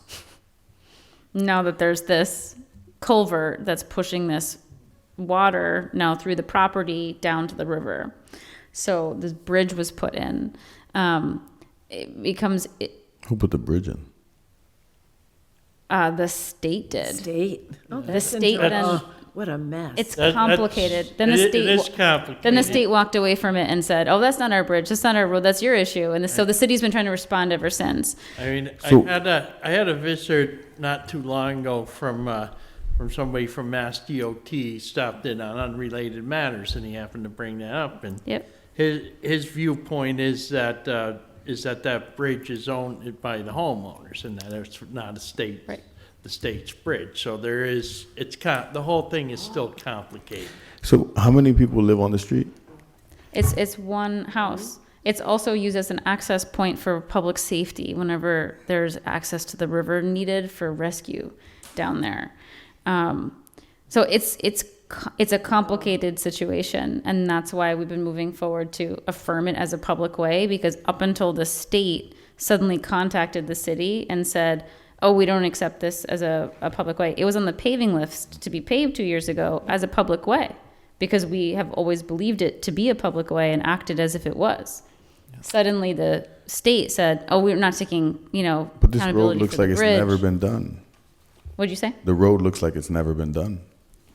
Well, no, not for a long time, because our city, we prioritize busy roads with lots of people who live on them. So if you're a road, even if it's a public way that only has a house or two on it, the likelihood of your house getting a newly paved road is very low. We're prioritizing where people are living in greater numbers. So if you look at the worst roads that are rated across our city, it's a weird mix of roads that are really well trafficked, and so potholes and whatnot happen a lot. Next to roads that have just a handful of houses on them. And so it's really hard for the city to prioritize, where money is scarce. It's hard to prioritize paving those roads, even when they are public ways. Okay, so at this point, I have to ask the question that is not apparent here. How much is it going to cost us to accept this as a public way and pave this road? She said $12,000 just for the Survey. Yeah, but it's a multi-step process. Well, it's a multi-step process, and I realize that it doesn't require us to answer this question now to have a look at the study and see what it looks like. I'm curious about how much money we're talking about here. Yeah, it's not inexpensive to take a road on as a public way. And it's very frustrating that we don't have the documentation to prove that it's already a public way, because the city fully believed that it was an accepted public way. And so, again, it is documentation, and sometimes what we're paying for is negligence. We're paying for the fact that record keeping was not done well. I had to do that for 2 streets in Ward 5 on Blueberry Hill. Yeah. That were supposed to get paved 3 years ago. Okay, that being said, just happens. the point of this was to get an update on the progress Yeah, there you made, go. so we'll table Motion to table. as is. I'll second that. All those in favor? Aye. Aye. Motion to take up item 26. I think we're leaving 26 on the We are? table because I Okay. don't see that there's new language. I only see the forester I still. withdraw my motion. And we're still waiting for, And 27's done. Motion to take up 28. Oh, we already did, so that's complied with? Solicitor Bissonette, do you want to weigh in on, let's take up 26 just to hear 26? what Solicitor Bissonette has to say. Motion to take up 26. Second, all those in favor? Aye. McGrath-Smith ordered that council separate the positions of park superintendent and city forester and make necessary changes in ordinance in order to do so. Our current combined position is not supported by ordinance. Solicitor Bissonette, I know that the last time we took this up, the committee asked for language just for the park superintendent. We had the language around the forester, but I see that we still only have the forester. Do you want to speak to why the new language has not been added? My understanding is that from Human Resources is that we already have a job description for this position, which reports to the Director of Public Works. So in that light, an ordinance isn't needed, unless you're willing to start creating ordinances for every position in the budget. The forester is a different situation. It is created originally under the charter. And so we need to be ordinance-wise with regard to that, and this would simply have it reporting to the director as well. That would clarify the supervision for the position, and both of these have been signed off by the appropriate union. So with that in mind, I would suggest going forward to deal with the forester position if that's your desire. Solicitor Bissonette, if I may, I thought that the position of supervisor of outdoor work is different from the park superintendent. And as such, I do believe that we can't conflate the two. I do believe that we do need the language for park superintendent. I'll defer to the director on this. Sure. Who I'm told once held this job. All right. Yes, Mr. Gallagher, if you wouldn't mind. My most recent permanent position before being director and before being interim director, I was the superintendent of outdoor works. That position is not the park superintendent position. Okay. There is no park superintendent position in the ordinance. I did this research before the last ordinance committee meeting that I sat at for an hour for you to table before you asked me to speak. Oh, no. I'm sorry, Mr. Gallagher. I did do all that research. We have numerous positions in the DPW supervisors bargaining unit already. There's the supervisor for the building maintenance. There's supervisors. There's a recycling and refuse coordinator. There's the trash foreman. There's the foreman of highways and bridges. There's the automotive supervisor. The parks maintenance supervisor could be put in the contract as a position created in contract and given the duties, whether we call it park superintendent, call it parks maintenance supervisor, exactly what ends up being, they end up getting paid would all go through contract be negotiated with the union to put in the contract, and the duties can be spelled out completely through collective bargaining. And as Attorney Bissett mentioned, the forester is listed in ordinance. There's a connection where a forester or a tree warden, every community has to have such a position under state law when you're looking at the matters of the public shade trees is the big one that they mention, and it always comes down to the, making sure that the trees are handled properly and no one's randomly cutting down trees that should not be cut down just because they don't like the tree being there, and so there is the necessity that somebody has that particular position, and forester is in the ordinances, you could change it to report to Director of Public Works. The Director of Public Works is charged with carrying out the instructions and day-to-day operations and duties of the Board of Public Works already. That makes sense to me. As that's already in ordinance too, and if you change it to forester to being the, answering to the Director of Public Works still reports to the Board of Public Works. So you can make those type of changes and not have to add the position of Park Superintendent and go through the process of changing ordinance or charter. Perfect. Because it would just go through the union. That's all. That's all I got. Oh, and that's good information. Well, that Thank helps. you. Councilor Rivera?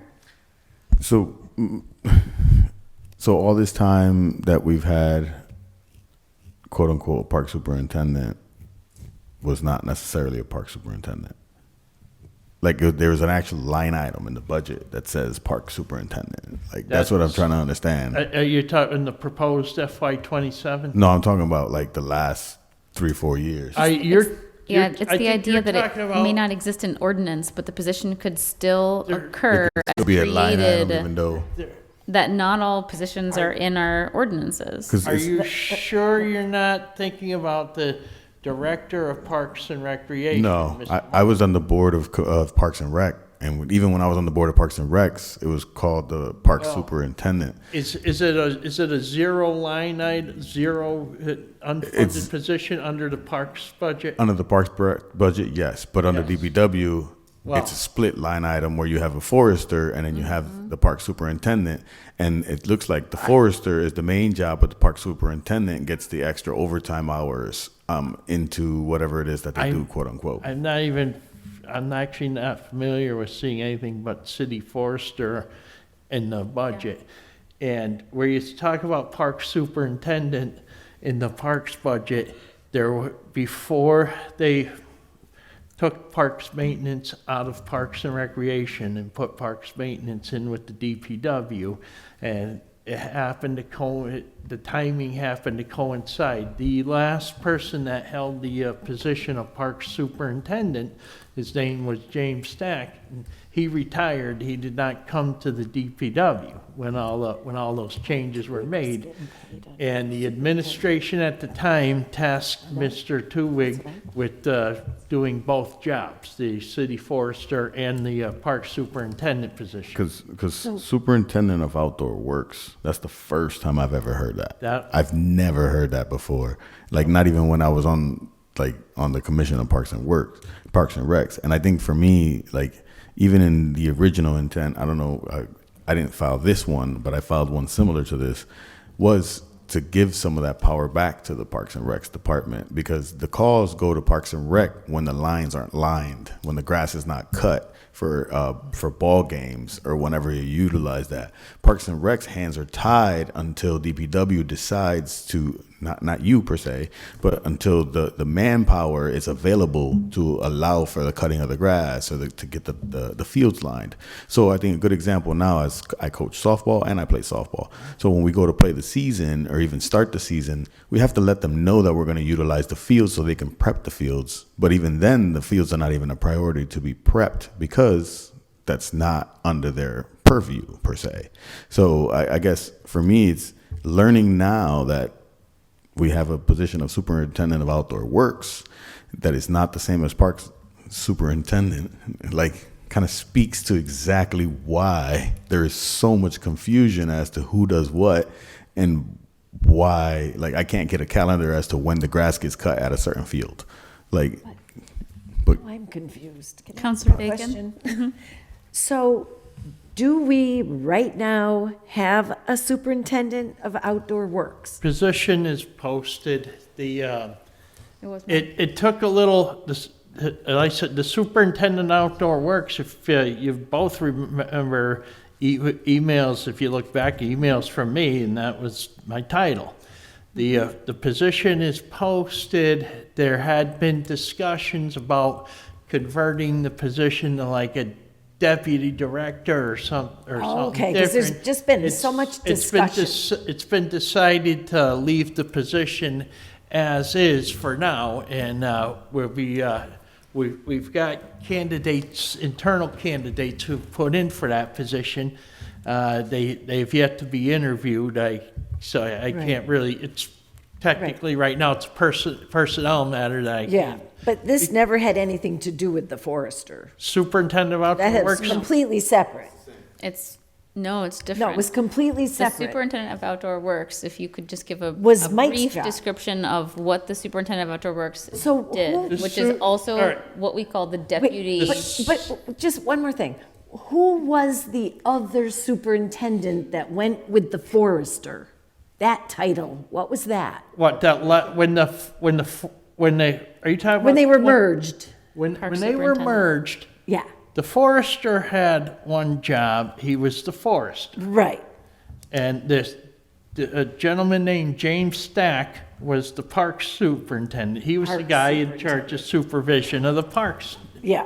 the parks maintenance crew, which at the time of that merger was also a lot larger. Mr. Stack retired. It was Mayor Sullivan and Superintendent of Public Works Bill Fuquay at the time. Yeah. They pretty much told Mr. Tuig That that he they was put it together. supervising both, and that was how it was. That was how it was I just left got a there. little, I know all the history and I know I've been informed of it all, but with all the superintendent names flying around, I was starting to get confused over who was who. But thank you for clarifying.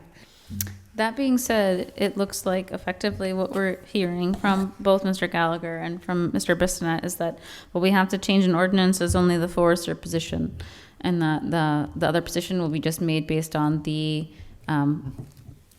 job description that we've already reviewed, with the pay range that we've already reviewed that's related to NAGE, union bargaining, and that will then, in the budget, when we approve it, will then exist as two different positions. Park Our superintendent. council approval you're will come in referring us to. agreeing to funding both line items in the budget. That's where it comes from. Yes, Councilor Rivera. I would just say it's just a little disappointing to hear a lot of that right now. And to be honest, I don't know. For me, what I ran on was literally maintenance of the parks and making sure that the kids are able to play at softball fields and baseball diamonds, basketball courts that are actually playable.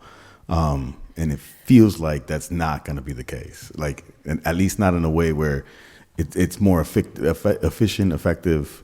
If someone if a constituent can make a phone call and ask when the grass is going to be cut at Springdale Park, or when the grass is going to be cut at Pacific Park, it would be awesome if we can answer that, right? Like, or when lines are going to be maintained, or when the fields are going to be, the weeds going to be taken out from the infields or whatnot. Kids are playing on fields that literally have not been maintained in quite some time.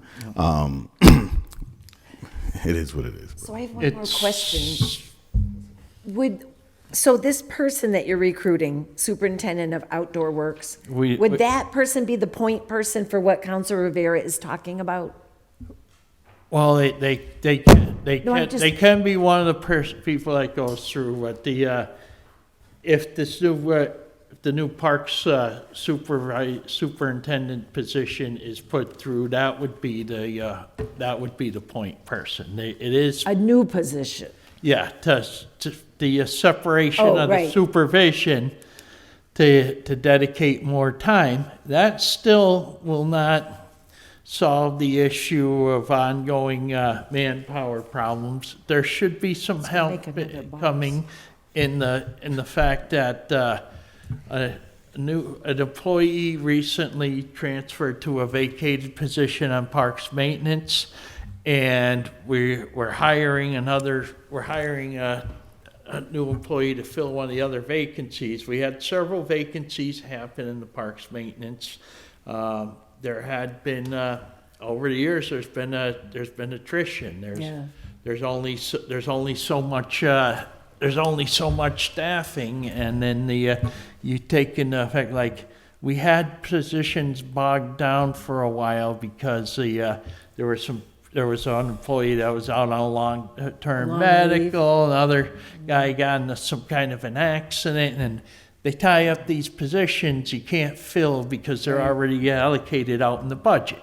Yep. Then you've got you get issues like some lawnmowers breaking down, and you have to they do try to chase go by what's on the schedule for games, because if they're cutting other parks, but there's a game coming somewhere, and they're not always able to keep up. They're not always able to keep up with it, and it can be frustrating. And they hasn't. And to another point of earlier complaint, nobody on the parks crew, since all the way back in the winter when I was in here, when the complaint was about members from parks getting taken to go on trash trucks, no one from the parks crew has gone to trash in quite some time, maybe way back into the winter. And personnel from parks has been used for snow plowing and what have you, and they have but no ball fields are getting prepped during the winter. I think was one of the purposes of when they originally merged the departments together. Mm-hmm. And there's been several occasions the different work has had to happen where one of our hoisting operators from highway that used to be on parks goes over to parks and has helped them out with using the equipment that needs the hoisting operator license. There's still things going on back and forth. Completely removing the parks maintenance from the DPW, if that's the ultimate goal, that would take it would take all out change of ordinance, I suppose, and ordering to transfer the employees back into the parks department. And you'd have your separation. You may or may not to achieve your desired goals of getting more work done in the parks, because back 20 years ago, DPW had a lot more employees, and the parks had a lot more employees than what's allocated now. Right. We just simply do not have the numbers of people we used to have. When I started at the DPW, we had 19 employees on the 19 employees on the highway crew. We had 16 or 17 employees on the refuse crew. We don't have near those numbers on either of those crews. We had more employees in the DPW before the parks merger than we do now with the parks merger. And it comes down to a numbers thing. It's not a they try to get the work done, and they keep working on it. And I know Mr. Tuig communicates with the parks office on a regular basis for what's coming up for events, and they try to keep up with those as much as they can. But so we're going to add another manager, but it sounds like we need more line people, not another manager, like a park superintendent. Because we have a park director, right? Mr. Moquin? He's director of Parks Recreation. He doesn't manage parks. He manages recreation. So this is for the parks? I mean, it's complicated because he's in charge of like the recreation and all the programs they run and everything. But he's also he's to the Parks and Rec Commission what I am to the Board of Public Works. Everything that goes on, all like the parks property itself still falls under the Parks and Recreation Commission's jurisdiction, but the maintenance is done out Is of under, the DPW. and the park superintendent would report to you? Yes. Okay. And- All right, I just haven't been like paying close attention to it. I've been pulled in other directions, but thank you for the clarification. The way everything is set up right now, every one of us in this room and the current administration, we all inherited the way it is right now. Yeah. Yeah. One thing I guess I have a question around is, so for example, right now, if you know, CPA has an application from Parks to upgrade a park, it flows through the Parks and Rec director, Yes. The commission, right? to the director. So would that continue to be the point person, or would it be the park superintendent? Well, as far as if an upgrade to the physical park itself, to the structures, Yeah. what have you. It's more about the physical like environment what's than the going on down programming. at Jones Point right now, for instance, and what happened, what was going on out at Glow Tech, that goes through the Parks and Recs director and Parks and Recs commission. I just think it is an interesting question as we are moving to separate these positions, for us to return to that conversation around what the connections are. Because so much of it is really related to engineering work or connection to the actual labor and work itself. Although I know it's connected to the visioning of like how this place be used. And I really do hope that by separating these roles, that we have folks who can then focus in on the thing that they're asked to be focused on. We have such a need for a parks director who's really bringing in youth programming. We really need more youth programming than we have. We do. Our kids need it. Our families do. And we also really need someone who can focus in on taking care of our parks rather than being split into forester sometimes and park superintendent other times. I do believe that's been your reasoning to try and separate, is Mr. Tewig can't be keeping an eye on the crews that are working out in the parks if he's up in a bucket with a chainsaw working on a tree because there's been an emergency with the tree. It's, he never asked for the current situation either. It was pushed upon him too. So what we have here from Solicitor Bissonnette, just to return to legal language that we have in front of us, is just addresses that one line underneath supervision on 94-62. The city forester shall report directly to the director of the Department of Public Works. So what this does fix is that it's no longer going directly to the board, it's going to the director. This was the request that we got from the director and the board. That this is what they wanted, is clear lines of accountability. Moving forward, this is what they wanted. I think it makes sense for us to adopt this. And then when it comes time to the city budget, it's just accepting the funding into both lines as our way to make both of these positions then separate and whole.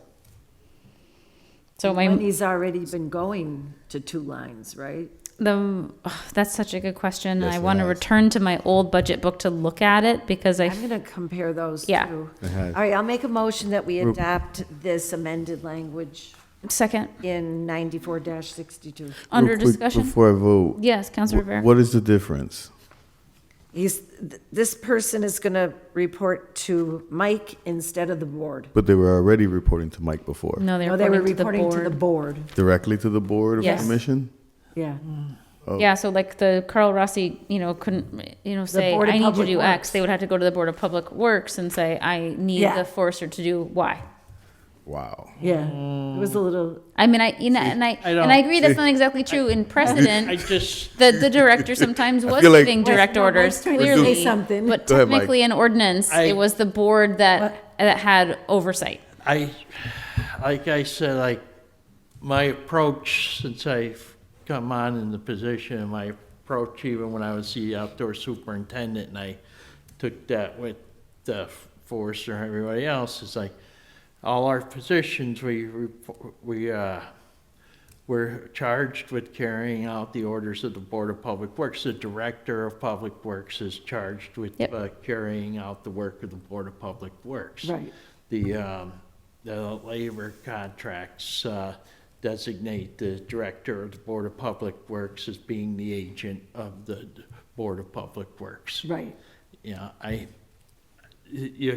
what you're doing, like, it probably will help in future, for anyone, in 10 years from now when I'm not here, and who knows, some of you might still be here, some of you might not. But it'll help going forward for the clarity for the next people coming down the road. Right. I agree. It does clear the report like everybody. It's normal. Everyone in the Yes. everyone in the department is in a reporting line of one form or another. Right. It'll clean things up and add clarity to it. Pull this out. So I think we have, It'll take 5 minutes. Mike gave us the language. It's 10 o'clock. Okay, all those in favor, the amendment is to adopt this new language and move it with our approval to the full council. All those in favor? aye. Aye. Okay. We have one that is left for us to give leave to withdraw, which is item 28. Motion to take up item 28. All those in favor? Aye. This is because we had to go through the process of us doing it only on city land and then sending the resolution for support for the state bills going forward, and then also the charter home rule petition asking for us to be able to actually ban it privately on private property. But item 28 we cannot move forward on because of state preeminence. So as a result, we just need to give it leave to withdraw. Motion to give leave to withdraw. Second. All those in favor? Aye. Aye. Okay. Right. I would like to move, before we leave, to suspend the necessary rules and take up item 39, which is... Second. This is a order from me, both Councilors Rivera, Councilor Talheimer, Councilor Purcell, Councilor Anderson Burgos, Councilor McGrath Smith, ordered that the Holyoke zoning ordinance be amended to add a definition of data center as a use, and to clarify that this use is not allowable in any zoning district in the city. We've closed the public hearing. Our heroic city solicitor has distributed through Jeffrey very clear, very simple language that creates a definition of Not here. Do we have it? data center. It should be, we got it late, I will admit that. We got it from Jeffrey this afternoon, and the definition reads, data center, a building or series of buildings that houses and supports the high-performance servers, storage systems, networking equipment, and related computing infrastructure and equipment necessary for storing, processing, and distributing data and applications. Section 2, amend section 4.3, table of principal uses in the zoning ordinance, to add the following line chart. It is hereby ordered that data centers be added as a principal use to section 4.3, table of principal uses, under section 43642, and the new chart is set forth right here. It basically says no, no, no, no, no, under every zoning district. And I would be very grateful if we could adopt this tonight and send it to the city council. I haven't even seen it. This is I haven't seen it. I can't vote on something I didn't even read. Yeah. When did we get it? So, We got it this afternoon, but it is the same thing that we have discussed now for multiple meetings. And I don't think, or I would not have thought that the language would be a shock to anyone. I guess what I will say is I have not yet looked at it, but I'm comfortable with moving it forward to full council only because we have time until the full council meeting comes to actually look over it. We have more than enough time. We have almost 7 days, I think, exactly. And if we don't want to take it up that day, then it can be tabled, and more questions can be asked after the fact. Yeah, that really is my thinking. It's not that we have to pass it immediately, but we do need to move it forward. It's a zoning ordinance. Eventually it will expire. Correct. I think Ann has her hand up too as well. Councilor Tolman. Councilor Tallheimer.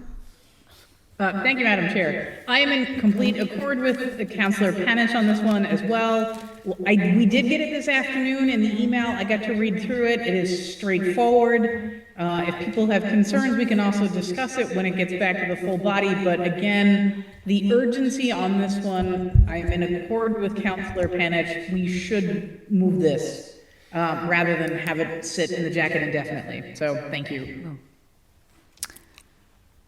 Okay, I just wanted to name that. It was on the agenda for June 11th. Right, we had already. But, and I'm looking at it now. My only question to Solicitor Bissonnette is thank you so much, Mr. Gallagher. Thank you.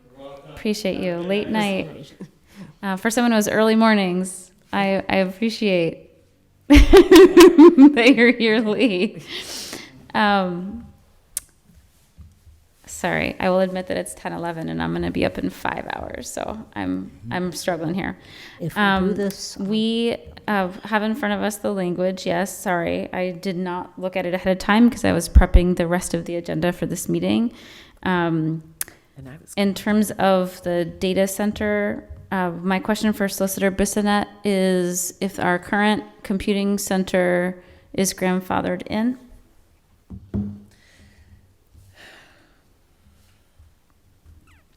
Yes, as a pre-existing use, it would precede your doing the ban. So it will continue to exist within its footprint. Okay. That was my only major concern there. Councilor Bacon? I just have a question. I'm not seeing the emergency. Nobody's trying to put in a data center, so why can't we just? Actually, we have been approached. Well. That being said, I think that we were only waiting for the legal language and we've already had this conversation, so I don't feel the need to relitigate it. If folks are comfortable with the legal language as it is, then we'll move it forward. Councilor Rivera? Yeah, before I make a motion, I think for me, I think it's sooner rather than later, especially from my experience, and again, it's very short, but I've been here almost 5 years now. Well, 5, I don't know, I lost count. At the end of the day, there are times when things pass or we have conversations and it takes 3 to 4 months for it to actually get into action or take up on. So a June 11th day, it's near, but then after that, for it to get to full council, we would have to probably squeeze something in before we go on break. So just having it on the table at the full council now gives it more time for it to actually come to fruition if this is something that the full council agrees to. And with that, if there's no other discussion, if there is, then feel free to disregard the motion, but I'll motion to take a vote and pass it to full council for next Tuesday. Second. Under discussion, Councilor Bacon? The only thing I would say is we already had a plan on how we would proceed with it, and I didn't see what the harm would be in doing it in regular order. So, I don't understand, everything seems like it's an emergency, a big rush, but it comes at the last minute. And I was prepping for a different meeting, and I'm not going to vote for things I can't read before I'm voting, that's all. I'm not against it, but I'm just saying. Through the chair, I respect that. And there's been many times where I've felt the same and I've had to take it on. I think that for me, personally for me, there are a lot of orders that I filed and still haven't made it yet to wherever it is they need to be made. And for me, it's feeling like whatever comes forward, and if we can bring it up and take it up, then we take it up and we do it. Because, I don't know. It just, all right. On the motion, all those in favor? Aye. Aye. I think Opposed? I'm a no. All right, 4-1, that passes to full council with our support to adopt. Do we need a roll call vote? Happy to. Councilor Rivera? Yes. Councilor Panich? Yes. Councilor Tallheimer? Counselor Yes. McGrath Smith, Counselor Bacon. No. Okay, Because you have hybrid. 4-1. Thank you, everyone, and motion to adjourn. Yeah, that's what I'm, second. All those in favor? Aye. Thank you all. Have a good night, everybody.